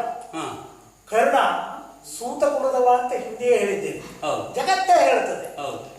ಯಾರು ಎಲ್ಲಿ ಅವನ ಹುಟ್ಟಿ ಹೇಗೆ ಎನ್ನುವುದು ಯಾರಿಗೂ ಗೊತ್ತಿಲ್ಲ. ಏನೋ ಕೌರವ ತನಗೆ ಇವನೊಬ್ಬ ಬೇಕು ಅಂತ ಅಂಗದೇಶದ ರಾಜನನ್ನ ಕೌರವ ಮಾಡಿದ್ದಾನೆ ಹೊರತು ಅವನು ನಿಜವಾಗಿ ರಾಜ ಅಲ್ಲ. ಇನ್ನು ಕರ್ಣನ ವ್ಯಕ್ತಿತ್ವದ ಬಗ್ಗೆ ಹೇಳುವುದಾದ್ರೆ ಅರ್ಧರಥಿಕ ಅಂತ ಭೀಷ್ಮರೇ ಸಾರಿದ್ದಾರೆ. ಹೌದಾ? ಸಮರ್ಥ ಸೇನಾನಿ ಆಗಲಿಕ್ಕೆ ಅಯೋಗ್ಯ ಮನುಷ್ಯ. ಆದ್ರೆ ನೀವೆಲ್ಲ ಅಲ್ಲಿದ್ದು ಅವನನ್ನು ಸೇನಾನಿ ಮಾಡಿದ್ರಿಲ್ಲ, ಇದೇ ನಿಮ್ಮ ವಿವೇಕತನ. ಭೀಷ್ಮ ದ್ರೋಣರ ನಂತರ ಸೇನಾಧಿಪತಿ ನೀನಾಗಬೇಕಿತ್ತು. ಆದ್ರೆ ಕುಲವೀರನು ಅರ್ಧರಥಿಕನು ಭೀಷ್ಮ ದ್ರೋಣರನ್ನ ಹೀಯಾಳಿಸಿದವನು ಅಂಥವರನ್ನ ನೀನು ಸೇನಾಧಿಪತಿ ಆಗಲಿಕ್ಕೆ ಒಪ್ಪಿದೆ ಅಂತಾದ್ರೆ ಅವನ ಕೈ ಕಡೆಗೆ ನೀನು ಸಾರಥಿಯಾಗಿ ಬರ್ತೀಯ ಅಂತಾದ್ರೆ ಇದು ಹೀನ ವೃತ್ತಿ. ಇನ್ನು ಸಾರಥಿ ತನವೇ ಏಕೆ ಹೀನ ವೃತ್ತಿ? ಒಳ್ಳೆ ಜನ ಮಾಡಿದ್ರು ಕೆಲವು ಸಾರಥಿತನ ಮಾಡಿದಾರಲ್ಲ, ಹೌದು. ನಾನೂ ಮಾಡಿದ್ದೇನಲ್ಲ ಎಂಬ ಆಕ್ಷೇಪ ಉಂಟಲ್ಲ, ಹೌದು. ಅದು ಆಯಾ ಬ್ರಹ್ಮ ಸಾರಥಿ ಆದದ್ದಿರಲಿ, ಹಾಂ ಆಮೇಲೆ ಹಾಂ ಭೀಷ್ಮನಿಗೆ ಗಂಗೆಯೂ ಸಾರಥಿ ಆಗಿದ್ದಂತೆ, ಹೌದು. ನಾನು ಅರ್ಜುನನಿಗೆ ಸಾರಥಿ ಆದದ್ದೆಲ್ಲ ಅಲ್ಲಿ ಒಂದು ಸಮಾನತೆ ಉಂಟು. ಹಾಂ ಇಬ್ಬರು ದೇವತೆಗಳು, ಈಶ್ವರ ಬ್ರಹ್ಮ. ಹಾಂ ಅರ್ಜುನ ನನ್ನ ಸಖ, ಹಾಂ ನನ್ನ ಕುಲದವ ಕ್ಷತ್ರಿಯ. ಹಾಂ ನಿನ್ನಲ್ಲಿ ಅಂತ ಸಮಾನತೆ ಉಂಟಾ? ಹಾಂ ಕರ್ಣ ಹೇಳಿ ಕೇಳಿ ಸೂತ, ಪ್ರಶ್ನೆ ಇಲ್ಲ. ಹಾಂ ಹಾಂ ಇನ್ನು ಹಾಂ ನನ್ನ ಸಾರಥ್ಯದಲ್ಲಿ ಒಂದು ವಿಶೇಷತೆ ಉಂಟು. ಹಾಂ ನಾನು ಹೇಳಿದ ಹಾಗೆ ಹಾಂ ನನ್ನ ಸಾರಥ್ಯ ಸೇನಾ ಅರ್ಜುನ ಕೇಳ್ತಾನೆ, ಹಾಂ ನಿನ್ನ ರಥಿಕ ಕೇಳ್ತಾನೆ ನೀನು ಹೇಳಿದ ಹಾಗೆ. ಗೊತ್ತು. ಈಗ ಹಾಂ ರಥವನ್ನು ನೀನು ಅರ್ಜುನನ ಸಮ್ಮುಖದಲ್ಲಿ ಹೊಡೆಯಂದಾಗೆ ಹೊಡೆಕೊಂಡು ಬಂದವನಲ್ವಾ? ಯಾವುದೇ ಸಂದರ್ಭದಲ್ಲಿ ಹಾಂ ನೀನಾಗಿ ನಿನ್ನದೇ ಆದಂತಹ ಒಂದು ಅಭಿಪ್ರಾಯ ಮುಂದಿಸ್ತೀಯ ಅಂತ ಆದ್ರೆ ಕರ್ಣ ಅದನ್ನ ಅಲ್ಲ ಕರೀತಾನೆ ಅಲ್ಲಿ. ಹಾಂ. ನೀವು ಹಿಂದೆ ಜಗಳ ಮಾಡ್ಕೊಂಡು ಕತೆ ನಾನು ದೂರದಿಂದ ಕೇಳಿದ್ದೇನೆ ನಾನು. ಹಾಂ ಹೀಗಿರುವಾಗ ಹಾಂ ಇಂತಹ ಬಾಯಿ ಬಳಿಕ ಹಾಂ ಅಯೋಗ್ಯ ಮನುಷ್ಯ ಹಾಂ. ಏನೋ ದಾನ ಕೊಟ್ಟಿದ್ದಾನೆ ಅಂತ ಒಂದು ಪ್ರತೀತಿ ಉಂಟು ಅವನಿಗೆ. ಹೌದು ದಾನಸೂರ. ಅಂಗರಾಜ್ಯವನ್ನು ಕೌರ ಕೊಟ್ಟು ಬಕ್ಕಸ ಭಂಡಾರವನ್ನು ಕೊಟ್ಟಿದ್ದು ಯಾರ್ದೋ ದುಡ್ಡು ಎಲ್ಲ ಮುಂದೆ ತೆಗೆದು ಕೊಡ್ತಾರೆ. ಆ ಬುದ್ಧಿ ಆದ್ರೆ ಯಾರ್ಯಾವ ದುಡ್ಡನ್ನು ಕೊಡುವ ಬುದ್ಧಿಯು ಭಾಷೆ ನನಗೆ ಇರುವುದಿಲ್ಲ, ಅವನಿಗೆ ಇತ್ತಲ್ಲ. ಹೌದು ಯಾರದ್ದೋ ದುಡ್ಡು ಎಲ್ಲ ಮಾಡಿ ಜಾತ್ರೆ ಮಾಡಿದವ ಅವ. ಏನೋ ಇಂದ್ರನಿಗೆ ವಜ್ರ ಕವಚ ಕೊಟ್ಟಂತೆ, ಹಾಂ ದಾನಿ. ದಾರಿ ಬ್ರಾಹ್ಮಣ ವೇಷದಲ್ಲಿ ಬಂದು ಕೇಳಿದ್ದನ್ನು ಕೊಡ್ತೀನಿ ಅಂತ ಮಾತು ಕೊಟ್ಬಿಟ್ಟ. ಹೌದು ಹೀಗೆ ಹಾಂ ಆಡಿದ ಮಾತನ್ನ ನಡೆಸ್ಕೊಂಡು ಬಿಟ್ಟ. ಯಾಕೆ ಹಿಂದೆ ತಾನು ದಾನಿ ಅಂತ ಹೇಳಿಸ್ಕೊಂಡಿದ್ದಾನಲ್ಲ, ಹೌದು. ಅದಕ್ಕಾಗಿ ಮಾತ್ರ ಕೊಟ್ಟಿದ್ದೆ ಇಲ್ಲೋ ಅದು ಕೊಡ್ತಿರ್ಲಿಲ್ಲ. ಇನ್ನು ಹಾಂ ಅಂತ ಒಬ್ಬ ಅಸಮರ್ಥ, ಹಾಂ ಅದಕ್ಕೂ ಉದಾಹರಣೆ ಕೊಡ್ಬೋದು. ಹಾಂ. ನಿನಗೆ ಕೇಳಿ ತಿಳಿದಿರ್ಬೋದು. ಹಾಂ. ಚಿತ್ರಸೇನ ಗಂಧರ್ವ ಕೌರವರನ್ನು ಕಟ್ಟುವಳಿಗೆ ಪಾಂಡವರೇ ಬಿಡಿಸ್ಲಿಕ್ಕೆ ಬರಬೇಕಾಯ್ತು. ಹೌದು. ಆಮೇಲೆ ಗೋಕರ್ಣ ಕಾಲದಲ್ಲೂ ಹಾಗೆ ಅವನಿಗೆ ಯಾವ ಸಮರ್ಥ ಅಂತ ನೀವು ಸೇನಾಧಿಪತಿ ಮಾಡಿದ್ರು ನೀನು ಒಪ್ಪಿಕೊಂಡ್ಯೋ. ಹಾಂ. ಇದೆಲ್ಲ ನೋಡಿದ್ರೆ ಹಾಂ. ನೀನು ಅಲ್ಲಿ ನಿನ್ನ ವಿವೇಕವನ್ನು ಏನೂ ಉಪಯೋಗಿಸಲಿಲ್ಲ ಹಾಂ. ಅಂತ ಒಬ್ಬ ಹೇಳಿಗೆ ಹಾಂ. ನೀನು ಸಾರಥಿ ಆದದಂತೂ ಹೀನವೃತ್ತಿ. ಹಾಂ. ಸಾರಥಿತನ ಎನ್ನುವುದು ಹಾಂ. ಬಂಡಿಯನ್ನು ಹೊಡೆಯೋ ಕೆಲಸ ಆಗುವುದಿಲ್ಲ. ಅಲ್ಲ ಬಂಡಿಯನ್ನು ನೀನು ಹಾಂ. ಶರೀರಕ್ಕೆ ಉದಾಹರಣೆ ಬುದ್ಧಿ ಸಾರಥಿ ಅಂತ ಕೊಟ್ಟದ್ದು ಉದಾಹರಣೆಗೆ ಕೊಟ್ಟಿದ್ದು, ಹೌದು. ಅದು ವಾಸ್ತವವಲ್ಲ. ಹಾಂ. ಶರೀರ ಎನ್ನುವುದಂತೂ ಒಂದು ರಥ ಕವ್ಯ ಕಲ್ಪನೆ ಅದು. ಹಾಂ. ಹಾಂ. ಹಾಗಾದ್ರೆ ಬುದ್ಧಿ ಸ್ಥಾನದಲ್ಲಿ ಸಾರಥಿ ಇದ್ರೆ ಹಾಂ. ಅಂತ ಸಾರಥ್ಯ ಹೇಗಿರ್ಬೇಕು ಅಂತ ಕೇಳಿದ್ರೆ ನನ್ನಾಗಿರ್ಬೇಕು. ಹಾಂ. ಸಾರಥ್ಯದ ಮಹತ್ವವನ್ನು ತಿಳಿದವನಿರ್ಬೇಕು. ಹೌದು. ಸಾರಥಿ ಆದವನಿಗೆ ಹ್ಞೂ ರಥಕಲ್ಪದ ಜ್ಞಾನ ಇರಬೇಕು. ಹಾಂ. ರಥಕಲ್ಪ ಎನ್ನುವಂತ ಮಹಾಗ್ರಂಥ ಹ್ಞೂ ಸಾಂತ್ರಿಪುರಿ ಮುನಿಗಳಿಂದ ನಾನು ಕಲ್ತ್ಕೊಂಡಿದ್ದೇನೆ. ಆಮೇಲೆ ಅಶ್ವ ಹೃದಯ, ಹಾಂ. ಅದಕ್ಕೂ ಶಾಸ್ತ್ರ ಉಂಟು. ಹೌದು. ಅದನ್ನೆಲ್ಲ ನೀನು ಓದಿದೀಯ. ಹಾಂ. ನೀನು ಕುದುರೆ ಸಾಕಲಿಕ್ಕೆ ಬಹಳ ಚೆನ್ನಾಗಿದೆಯಾ ಅಂತ ಕೇಳಿದ್ದೇನೆ ನಾನು. ಹಾಂ. ಹಾಂ. ನಿಮ್ಮ ದೇಶದ ಒಳ್ಳೊಳ್ಳೆ ಕುದುರೆ ಒಳ್ಳೊಳ್ಳೆ ಸಾಕ್ತಾರೆ. ಕುದುರೆ. ಅದರ ಆಕಾರ, ರೂಪ, ಬಣ್ಣ, ಕಿವಿ ಎಷ್ಟು ಉಂಟು, ನಮಗೆ ಗೊತ್ತು. ಕಾಲು ಎಷ್ಟು ಉಂಟು, ಅಟ್ಟೆ ಎಷ್ಟು ದೊಡ್ಡದುಂಟು, ಇದ್ರ ಮೇಲೆಲ್ಲ ನೀವು ಹೌದು. ಪರೀಕ್ಷೆ ಮಾಡಿ ಬದಲಿ ಪ್ರಾವೀಣ್ಯ ಅಂತ ಕೇಳಿದ್ದೇನೆ. ಹೌದು. ಆದ್ರೆ ಅಶ್ವಹೃದಯ ಅದಲ್ಲ. ಹಾಂ. ಅಶ್ವ ಹೃದಯವನ್ನೇ ತಿಳಿಯಬೇಕು ಆದ್ರೆ ರಥಕಲ್ಪದ ಜ್ಞಾನವೂ ಇರಬೇಕು. ಹಾಂ. ಯಾವ ರಥಕ್ಕೆ ಯಾವ ಅಶ್ವ, ಹಾಂ. ಯಾವ ಬಣ್ಣದ ಅಶ್ವವನ್ನು ಯಾವ ರಥಕ್ಕೆ ಕಟ್ಟಬೇಕು, ಹೌದು. ಅದನ್ನೆಲ್ಲ ಸಾಮಾನ್ಯವಾಗಿ ನಾನು ತಿಳಿದಿದ್ದೇನೆ. ಹಾಂ. ನೀನು ಎಲ್ಲಿ ಚಮ್ಮಟಿಕೆಯನ್ನು ಮರ್ಮ ತಿಳಿದು ಬಲ್ಲೆ ಅಂತ ಕೇಳಿದೆಯಲ್ಲ, ಹೌದೌದು ನೀನು ಏನು ಬಲ್ಲೆ. ನಾನು ಅರ್ಜುನನ ಸಾರಥಿ ಅಂತ ಹೊತ್ತಲ್ವಲ್ಲ, ಹಾಂ. ಹಾಂ. ಮೊದಲು ಆಗಿದ್ದೇನೆ. ಆಗಿದೆ. ನೀನು ಹೊತ್ತಲ್ಲ, ಪಾಂಡು ಚಕ್ರವರ್ತಿ ಆಗಿದ್ದೆ, ಹೌದು. ಸಾರಥಿ ಆಗಿದ್ದೆ. ಆಗಿದೆ. ಅಲ್ಲೊಂದು ಸಮಾನತೆ ಉಂಟು. ಭಾವ ಹೌದು. ಮೇಲಾಗಿ ನೀವು ಕ್ಷತ್ರಿಯ, ಹೌದು. ಸಂಪೂರ್ಣ ಭರತಖಂಡವನ್ನೇ ದಿಗ್ವಿಜಯ ಮಾಡಿದವರು. ಆ ಸಾರಥಿ ತನ ಹೋಗ್ತೇನೆ ನಾನು, ಹೌದು. ಮಾಡಬಹುದು ನೀನು. ಹಾಂ. ಯಾರಿಗೆ ಯಾರ ಸಾರಥಿ ಆಗ್ಬೇಕು, ಹೀನ ವೃತ್ತಿ ಅಂತ. ಅದು ಹಾಂ. ಹೀನ ವೃತ್ತಿ ಅಂದ್ರೆ ಅರ್ಥ ಏನು? ಸಾರಥಿ ತನ ಹೀನ ವೃತ್ತಿ ವಾಸ್ತವಿಕವಾಗಿ ವೃತ್ತಿಯಲ್ಲಿ ಅದು ಹೀನವೇ. ಹಾಂ. ಆದ್ರೆ ಹಾಂ. ಯಾವ ಕೆಲಸವೂ ಪ್ರಪಂಚದಲ್ಲಿ ಹೀನ ಅಲ್ಲ. ಆ ದೃಷ್ಟಿಯಿಂದ ಅದು ಹೀನ ಅಲ್ಲ. ಮಾಡುವವನಿಂದ ಅದಕ್ಕೊಂದು ಬೆಲೆ ಬರ್ತದೆ. ಮಾಡುವವನಿಂದ ಅದಕ್ಕೊಂದು ಬೆಲೆ ಬರ್ತದೆ. ಆ ದೃಷ್ಟಿಯಿಂದ ಹಾಂ. ನೀನು ಈ ಸಾರಥಿತನ ಮಾಡಿದಿರುವುದಿಲ್ಲ, ಹಾಂ. ಇದು ನಿನ್ನ ಅವಿವೇಕದ ಪರಮಾವಧಿ. ಇಲ್ಲ, ನೀನು ಮಾಡಲಿಲ್ಲ. ಹಾಂ. ನಮ್ಮಲ್ಲಿ ಕೆಲವು ಹೇಳುದು ಅಲ್ಲಿ ಕೌರವ ಪಾಂಡವ ಸ್ಥಾಪನಾಚಾರ್ಯ ಕೃಷ್ಣ ಹಾಂ. ನನ್ನ ಹತ್ರ ಹೇಳುದು ನೀನು ಕೌರವ ಸ್ಥಾಪನಾಚಾರ್ಯ ಆಗಬೇಕು. ಯಾಕೆ ಆಗಬಾರ್ದು ಕಣ್ ನಾವು ರಥ ಹೊರದೆ ಕೌರವ ಸ್ಥಾಪನಾಚಾರ್ಯ ಆಗುವ ಅಂತ ಹೊರಟವು. ಬಾಕಿ ಇದಕ್ಕೆಲ್ಲ ಉತ್ತರ ಹೇಳ್ತೇನೆ ಬಹಳ. ಯಾಕಂದ್ರೆ ಯುದ್ಧದ ತುರುಸಿನಲ್ಲಿದ್ದಾರೆ ಓದ್ತಾಳದು. ಆದ್ರೆ ಮುಂದಿನ ಇದರಲ್ಲಿ ಹೇಳ ಹರಿ ನಿಮ್ಮ ಗುಣಗಳನ್ನು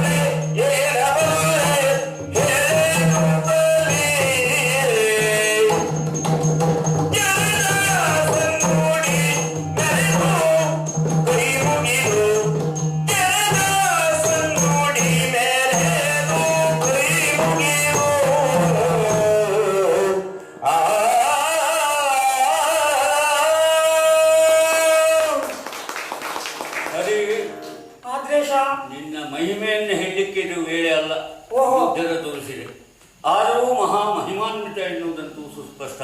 ಓಹೋ, ನೀ ಮಾಡಿದ ಎಲ್ಲ ಕಾರ್ಯವನ್ನು ಒಬ್ಬ ಸಾಮಾನ್ಯ ಮಾಡಿದರೆ ಅವ ಅಧರ್ಮಿ ಅಂತ ಆಗ್ತಾನೆ. ಆದರೆ ನಿನ್ನ ಮಟ್ಟಿಗೆ ಎಲ್ಲ ಧರ್ಮೀಯ ಆಗಿದೆ. ಪೂತನೆಯ ಮಲೆಯ ಹಾಲನ್ನು ಕುಡಿದೆ ಒಂದೇ, ಸಾಮಾನ್ಯರು ಮಾಡಿದರೆ ಒಂದ ಅಂತ ನೀನು ಮೋಕ್ಷ ಕೊಟ್ಟಿರ್ತೇವೆ. ಆಮೇಲೆ ಗೋಪಿಕಾ ಸ್ತ್ರೀಯರ ವಸ್ತ್ರಾಪಹಾರ ಮಾಡಿದೆ, ಅದೊಂದು ಲೀಲೆ ಅಂತ ಕರೆದ್ಬಿಟ್ಟು. ಸಾಮಾನ್ಯರು ಮಾಡಿದರೆ ಅವ ದುಷ್ಟ ಕಾಮುಕ ಅಂತ ಕರೀತಾರೆ. ನಿನಗೆ ಅನಿಸ್ತದೆ? ನನಗೆ ಲೀಲೆ ಅಂತ ಅನಿಸ್ತದೆಯೋ ಅಥವಾ ನಾನು ಅದರಲ್ಲಿ ಏನು ಕೆಲಸ ಮಾಡಿದೆ ಅಂತ ಅನಿಸ್ತದೆ? ಇಲ್ಲ, ನನಗೆ ಆ ಲೀಲೆ ಮರ್ತೀರಿ. 86 ನನಗೀಗ. ಆಗಲೇ ನನಗನಿಸ್ತಾ ಇದೆ ಗೋರ್ ಹುಡುಗಾಟಿಕೆ ಇದು, ಕೃಷ್ಣನ ಹುಡುಗಾಟಿಕೆ. ಅಲ್ಲಿ ಬಾಕಿ ಭಕ್ತರು ಲೀಲೆ ಅಂತ ಕರೆದೋದನ್ನ ಒಪ್ಪುವ. ನೀನು ಭಕ್ತನಲ್ಲ ಹಾಗಾದ್ರೆ? ನಾನು ಭಕ್ತನಲ್ಲ ಅಂತ ದ್ವೇಷಿ ಅಂತೂ ಅಲ್ಲ, ನಾನು ಭಕ್ತನೂ ಅಲ್ಲ ದ್ವೇಷಿಯೂ ಅಲ್ಲ. ಯಾಕಂದ್ರೆ ನಿನ್ನ ಬಗ್ಗೆ ಒಂದು ಅಭಿಮಾನ ಬುದ್ಧಿವಂತಾನೆ. ಹಾಗದು ಹೇಗೆ ಅಂತ ನಿರೂಪಣೆ ಮಾಡೋದಕ್ಕೆ ನೀವು ಹೇಳಲ್ಲ, ಮಾತು ಹೇಳ್ತೇನೆ ಹೇಳಿದಲ್ಲ. ನೀನು ಯಾಕೆ ನನ್ನನ್ನು ಮಾತನಾಡಿಸಿದ್ದೀವಿ ಅನ್ನೋದು ಈಗ ನನಗೆ ಗೊತ್ತಾಗ್ತಾ ಇದೆ. ಯಾಕೆ ಚಾಣಾಕ್ಷರೇನು ಅಲ್ಲಿ ಭೀಷ್ಮರನ್ನ ಸೋಲಿಸಲಿಕ್ಕೆ ಆಗದಿದ್ದಾಗ ಆ ಚಕ್ರ ಹಿಡಿದ್ಬಿಟ್ಟೆ. ಹಿಡಿಯಲಾರೆ ಅಂತ ಹೇಳಿದವ ಚಕ್ರ ಹಿಡಿದ. ಯಾಕೆ? ಭೀಷ್ಮನ ಮಣಿಸ್ಬೇಕು, ಅವ್ರ ಇಚ್ಛೆ ಪೂರೈಸಬೇಕು ಅಲ್ವಾ? ಈ ಚಕ್ರ ಹಿಡಿದಿದ್ರೆ ಭೀಷ್ಮ ಶಸ್ತ್ರ ಬಿಡುವುದಿಲ್ಲ, ಇದು ಸ್ಪಷ್ಟ. ಅಲ್ಲಿಯೂ ನಿನ್ನ ಕೈ ಚಳಕ, ನಿನ್ನ ಬುದ್ಧಿವಂತಿಕೆ ಕೆಲಸ ಮಾಡ. ದ್ರೋಣರ ವಧೆಯ ಸಂದರ್ಭದಲ್ಲಿ ಆ ಸುಳ್ಳನ್ನು ಸತ್ಯ ಮಾಡಿಸೋದಕ್ಕೆ ಶಂಕ ಉಳಿಸಿದ್ದೀನಿ ಅಲ್ವಾ? ಅಶ್ವತ್ಥಾಮ ಕುಂಜರ ಕೇಳಬಾರ್ದು.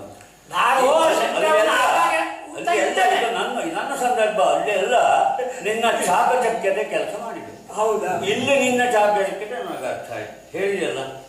ಈಗ ಭೀಷ್ಮರನ್ನ ಸೇನಾಧಿಪತಿ ಪಟ್ಟ ಮಾಡಬೇಕಿದ್ರೆ ನೀನಾಗಬಹುದಿತ್ತು. ಕೌರವ ನಾನು ಕೇಳಿದ್ರೆ ಈ ಮಾದ್ವೇಷ ಯಾರನ್ನು ಮಾಡಬೇಕು? ನನ್ನ ಕೇಳ್ತಾನ ಯಾರನ್ನು ಮಾಡಬೇಕು? ನಾನೇ ಈ ಹೇಳಿರಲ್ಲ, ನಾನು ಈ ಸೇನಾಪತಿ ಆಗುವುದಕ್ಕೆ ಅರ್ಹತೆ ಇದ್ದವನು. ನನ್ನನ್ನು ಕೇಳ್ತಾನೆ ಯಾರನ್ನು ಮಾಡೋದು? ನನ್ನ ಮಾಡ್ಲಿಕ್ಕೆ ಮನಸ್ಸಿಲ್ಲ ಕೌರವನಿಗೆ, ಬ್ಯಾಕ್. ನಾನು ಭೀಷ್ಮರ ಸೂಚನೆ ಕೊಟ್ಟೆ.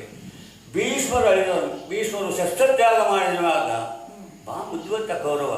ಕ್ಷತ್ರಿಯರಿಂದ ತನಗೆ ಜಯ ಇಲ್ಲ ಅಂತ ಬ್ರಾಹ್ಮಣರು ಕ್ಷತ್ರಿಯರು ಆದ ದ್ರೋಣರು ಅಲ್ವಾ? ಶಸ್ತ್ರ ನಿಪುಣ. ಇವರನ್ನು ಮಾಡಿದ್ರೆ ತನಗೆ ಗೆಲುವು ಸಿಗ್ತಾರೆ. ಬುದ್ಧಿವಂತ ಧೂರ್ತ ಕೌರವ. ಅಲ್ಲೂ ಗೆಲುವು 5 ದಿನದಲ್ಲಿ ಅರ್ಥ ಆಯಿತು. ಕೌರವರ ಎಲ್ಲ ಸಹೋದರರು ಸಾಮಾನ್ಯ ಹೋದರು. ಒಬ್ಬ ಇದ್ದಾನೆ, ಯಾರು ಸುಯೋಧ.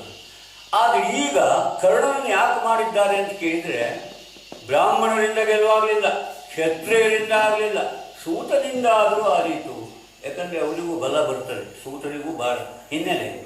ಅದರಲ್ಲಿಯೂ ಕರ್ಣ ಕೌರವನ ಕವಚ, ಕೌರವನ ಸರ್ವರಕ್ಷಣೆ ಕರ್ಣನ ಉದ್ದೇಶ. ಅವ ಅಂಗರಾಜ್ಯಾಧಿಪತ್ಯವನ್ನು ಬಿಟ್ಟಿದ್ದಾನೆ, ಆದರೆ ಕೌರವನ ಹೃದಯ ಸಾಮ್ರಾಜ್ಯವನ್ನು ಆಳ್ತಾ ಇದ್ದವನು. ಅಷ್ಟು ಅವಿನಾಭಾವ ಸಂಬಂಧ.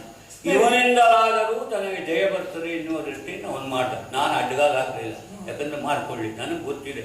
ಯಾಕಂದರೆ ಧರ್ಮ ಸಂಸ್ಥಾಪನೆಗಾಗಿ ನೀನು ಅಲ್ಲಿದ್ದೀರಿ, ಅದಕ್ಕೆ ಪೋಷಕವಾಗಿ ನಾವು ಇಲ್ಲಿದ್ದೇವೆ. ಶಲ್ಯ, ದ್ರೋಣ, ಭೀಷ್ಮ, ನಾವು ಈ ಪಕ್ಷದಲ್ಲಿ ಯಾಕಿದ್ದೇವೆ ಗೊತ್ತೋ? ಅಧರ್ಮ ನಾಶ ಆಗಬೇಕು, ಧರ್ಮ ಉಳಿಬೇಕು, ನಮ್ಮ ಉದ್ದೇಶವೂ ಅದೇ. ನಾವು ಇಲ್ಲಿದ್ದೇ ಧರ್ಮ ಸ್ಥಾಪನೆ ಮಾಡ್ತಾ ಇದ್ದೇವೆ. ವಿರೋಧಿ ಬಣದಲ್ಲಿ ನಿಂತು ಅರ್ಥ ಆಯ್ತಲ್ಲ, ಸೂಕ್ಷ್ಮ ಹೇಳಬಾರ್ದು. ಇಲ್ಲಿ ಬೇರೆ ಬೇರೆ ಪಕ್ಷದವರು ಇದ್ದಾರೆ. ಹೀಗಾಗಿ ಇಲ್ಲಿದ್ದು ನಾನು ಅದನ್ನು ಮಾಡ್ತಾ ಇದ್ದೇನೆ. ಈಗ ನೀ ಹೇಳಿದೆಯಲ್ಲ, ಸುರಗ ಲಕ್ಷಣ ಏನು ಬಲ್ಲ. ನೀನು ಅಶ್ವಹೃದಯ ಸುದ್ದಿ ಹೇಳಿದೆ, ನಿಮ್ಗೆ ಗೊತ್ತಿಲ್ಲ. ಮಾರ್ಗದೇಶದ ಕುದುರೆಗಳೇನಿದ್ದಾವೆ ಹಸ್ತಿನಾವತಿ ಪೈನಲ್ಲಿ ಓಡ್ತಾ ಇದ್ದಾವೆ, ಅಷ್ಟು ಲಕ್ಷಣಯುಕ್ತವಾದ ಕುದುರೆ. ನೀನು 4 ಬೆಳೆ ಕುದುರೆ ಕಟ್ಟಿದೆಯಲ್ಲ, ಇದು ನೀವು ತಂದಿದ್ದಲ್ಲ, ಕೊಟ್ಟಿದ್ದು ಅಲ್ವಾ? ಅಗ್ನಿದತ್ತವಾದ ಅಂದರೆ ದೇವಲೋಕದ್ದು ಸ್ವಲ್ಪ ಉಚ್ಚೈಸವ ಜಾತಿ ಕುದುರೆ. ಆದರೆ ಲಕ್ಷಣ ನಮಗೆ ಗೊತ್ತು. ಅಶ್ವ ಹೃದಯ ಅಂದಿಯಲ್ಲ, ಈ ಅಶ್ವಹೃದಯಕ್ಕೆ 2 ಅರ್ಥ. ಅಶ್ವಗಳ ಹೃದಯ, ಅಶ್ವ ಅಂದರೆ ಅಕ್ಷ ಹೃದಯ. ಅಕ್ಷ ಅಂದರೆ ಜೂತದ ಹೃದಯ ಅದು ಉಂಟು. ಅಶ್ವ ಹೃದಯ ನಮಗೆ ಅದರ ಬಗ್ಗೆ ಎಲ್ಲ ಈಗ ಮಾತನಾಡಲಿಕ್ಕೆ ವೇಳೆ. ಆದರೆ ತುರಗ ಲಕ್ಷಣ ಬೇಕಾದಷ್ಟು ಬರಲ್ಲ. ಆದರೆ ನಿನಗೇನು ಗೊತ್ತು? ಯಾಕೆ ಕೇಳಿದರೆ, ನೀನು ಊಟ ಮಾಡಿದ್ದು ಸಾಮಾನ್ಯ 14 ವರ್ಷಗಳಿಗೆ ದನಕಾಯಿ ಬಿಟ್ಟರೆ ಬೇಕೆ ಮಾಡಿದ್ದು. ಗೋಪರ ಕುಲದೈವ ನೀನು. ವೇದಾಂತಿಗಳು ಹೇಳಲು ಗೋಪುರ ಕುಲದೈವ ಅಂದರೆ ದನ ಕಾಯುವನು ದೈವ ಅಲ್ಲವ.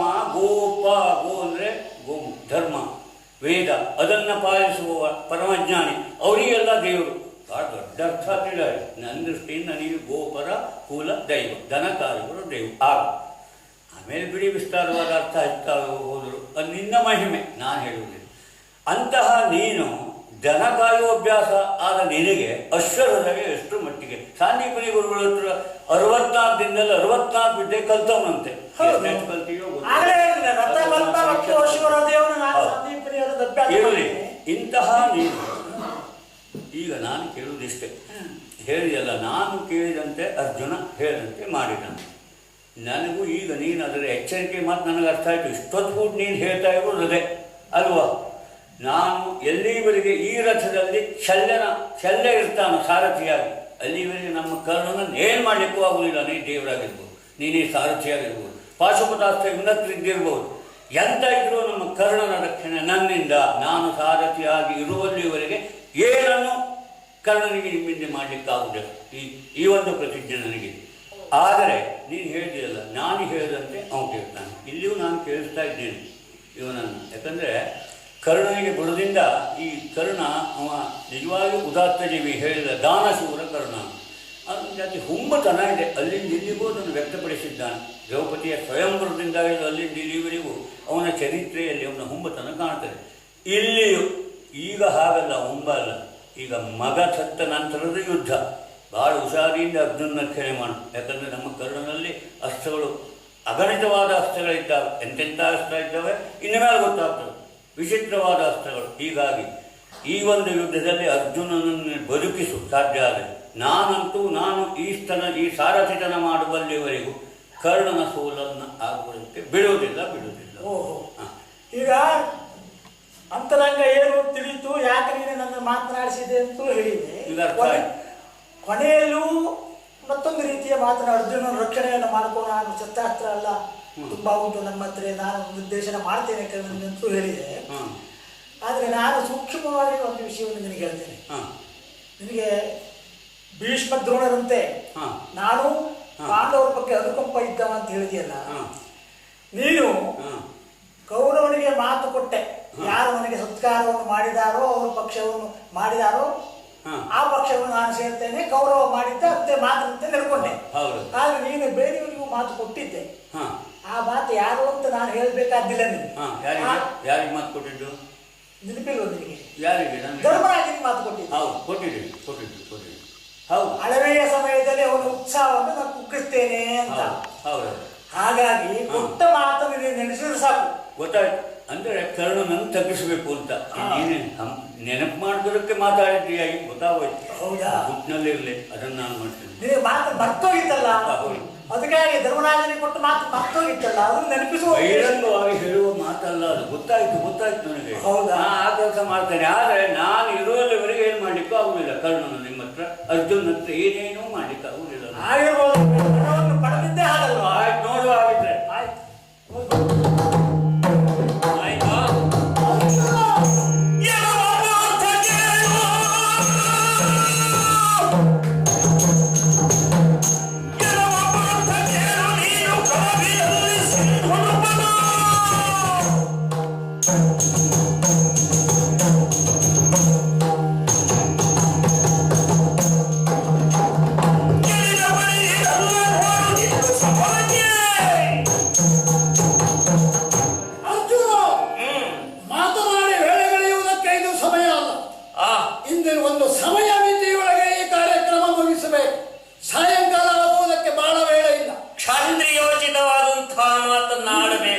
ನೀನು ಹಣವನ್ನಿಟ್ಟೇ ಬಂದವ.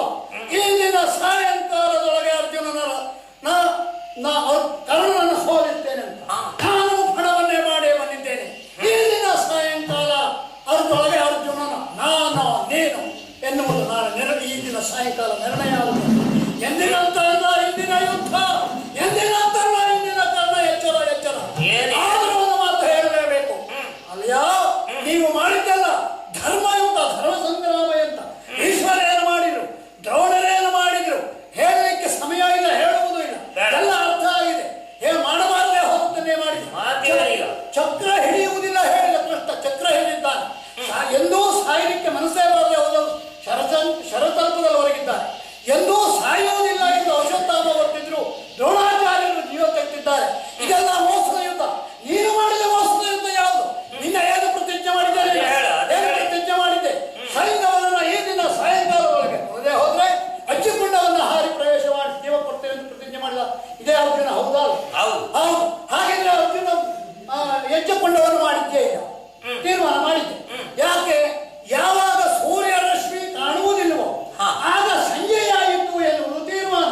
ಇದು ಗೋಗ್ರಹಣ ಕಾಲದಲ್ಲಿಯೇ ಬಂದವರು ಇದು ಪೂರ್ತಿ ಆಗಲಿಲ್ಲ ಎಂದಾಗ ಹೇಳಿದ ಮಾತು.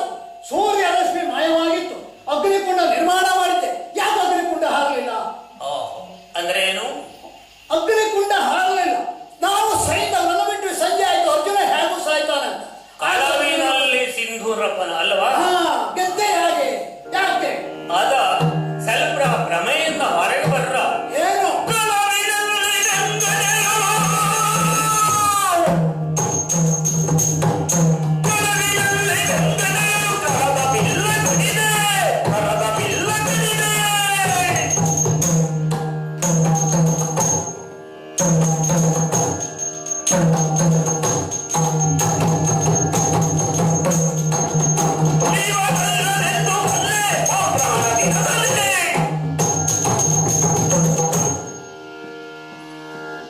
ಅರ್ಜುನ, ಏನು ನಿನ್ನ ಮಾತು?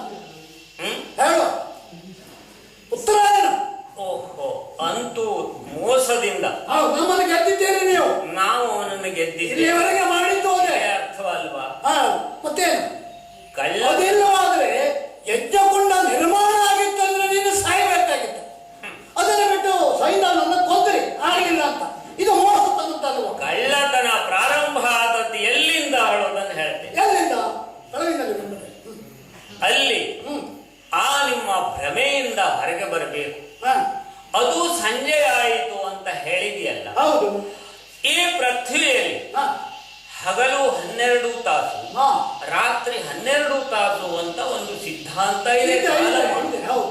ಹಾಗಿದ್ರೆ ಎಲ್ಲಿಯೂ ಕ್ಷಣಕಾಲ ರಾತ್ರಿ ಕ್ಷಣಕಾಲ ಹಗಲು ಅಂತ ಆಗಿರುವುದಿಲ್ಲ. ಹಾ, ಅಲ್ಲಿ ಆ ಜಯದ್ರಥ ಹೊರ ಬಂದಾಗ ಮತ್ತೆ ಹಗಲಾಯಿತಲ್ಲ.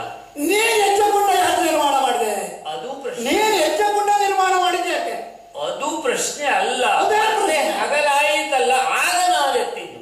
ಅದೇ ಅದೇ ಮೋಸ ತಂದು ಅಂತ ಹೇಳಿ ಮೋಸ ಮಾಡಿದ್ದು. ಯಜ್ಞಕುಂಡ ನಿರ್ಮಾಣ ಮಾಡಿದ್ದು ಜಯದ್ರಥನ ಹೊರಗೆ ತರುವುದಕ್ಕೆ ಮಾಡಿದ ಮೋಸದ ಕೃತ್ಯ ಅಂತ.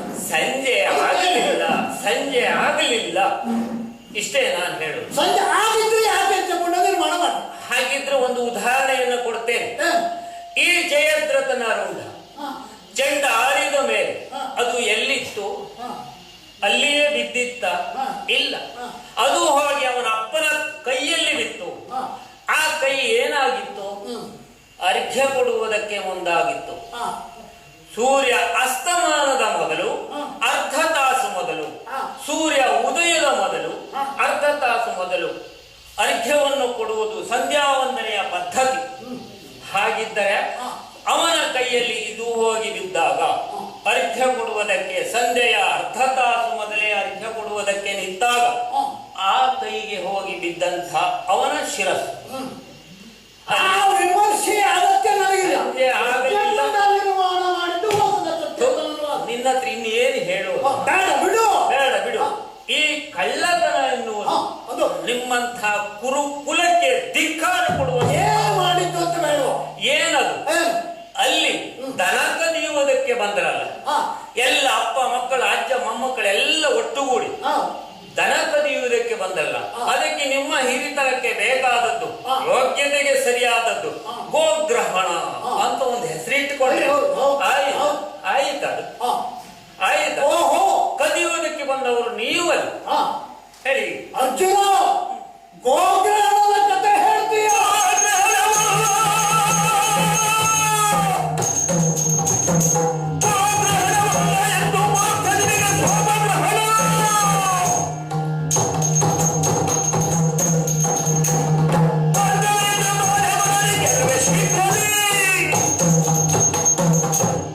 ಇನ್ನೇನನ್ನು ಬಿಡು, ನಾಳೆಯನ್ನು ಲಕ್ಷಿಸಬೇಡ. ಹಿಂದೇನು ಅಂತ ಹೇಳುವುದು ಹೇಳು. ಅಲ್ಲಿ ಗೋಗ್ರಹಣಕ್ಕೆ ಬಂದಿದ್ದು ಕದಿಯುವ ಉದ್ದೇಶ ಅಲ್ಲ. ಪಾಂಡವರು ಎಲ್ಲಿದ್ದಾರೆ ಎನ್ನುವುದು ಶೋಧಿಸಬೇಕಾದಂತಹ ಅಗತ್ಯತೆ ನಮಗಿತ್ತು. ಆ ಕಾರಣದಿಂದ ಸಂವಹನಾಸ್ತ್ರಕ್ಕೆ ನಾವು ಹೊರಗಿದ್ದವು. ನಾವು ಶಸ್ತ್ರಾಸ್ತ್ರ ಸಮೇತ ಹೋದವರು ಅಲ್ಲವೇ ಅಲ್ಲ. ಇನ್ನೂ ಒಂದು ಉಂಟು, ನನಗೊಂದುಂಟು. ನೀನು ಹೇಳದೇ ಹಿಂದಿನಿಂದ ಬಂದು ನಿನ್ನ ಮಗ ಅಭಿಮನ್ಯುವಿನ ಕರ ಕತ್ತರಿಸಿ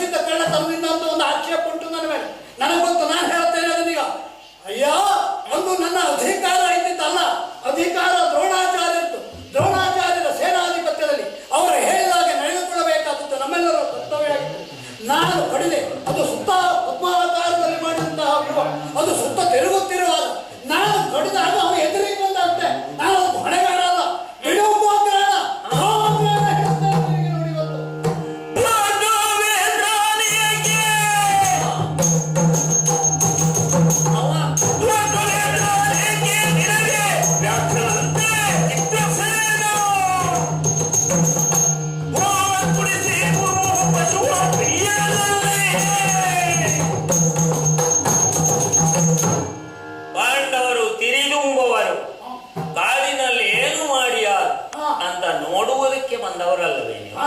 ಚಂದ ಕಾಣುವುದಕ್ಕೆ. ಅದು ನಮ್ಮ ಉದ್ದೇಶ, ನಮ್ಮ ಧೋರಣೆ, ನಮ್ಮ ಸಿದ್ಧಾಂತ. ಮತ್ತೆ ಅದಕ್ಕೆ ವಿವರಣೆ ನನಗೆ ಗೊತ್ತುಂಟು. ನಿಮ್ಮ ಅಭ್ಯಾಸ ಏನು?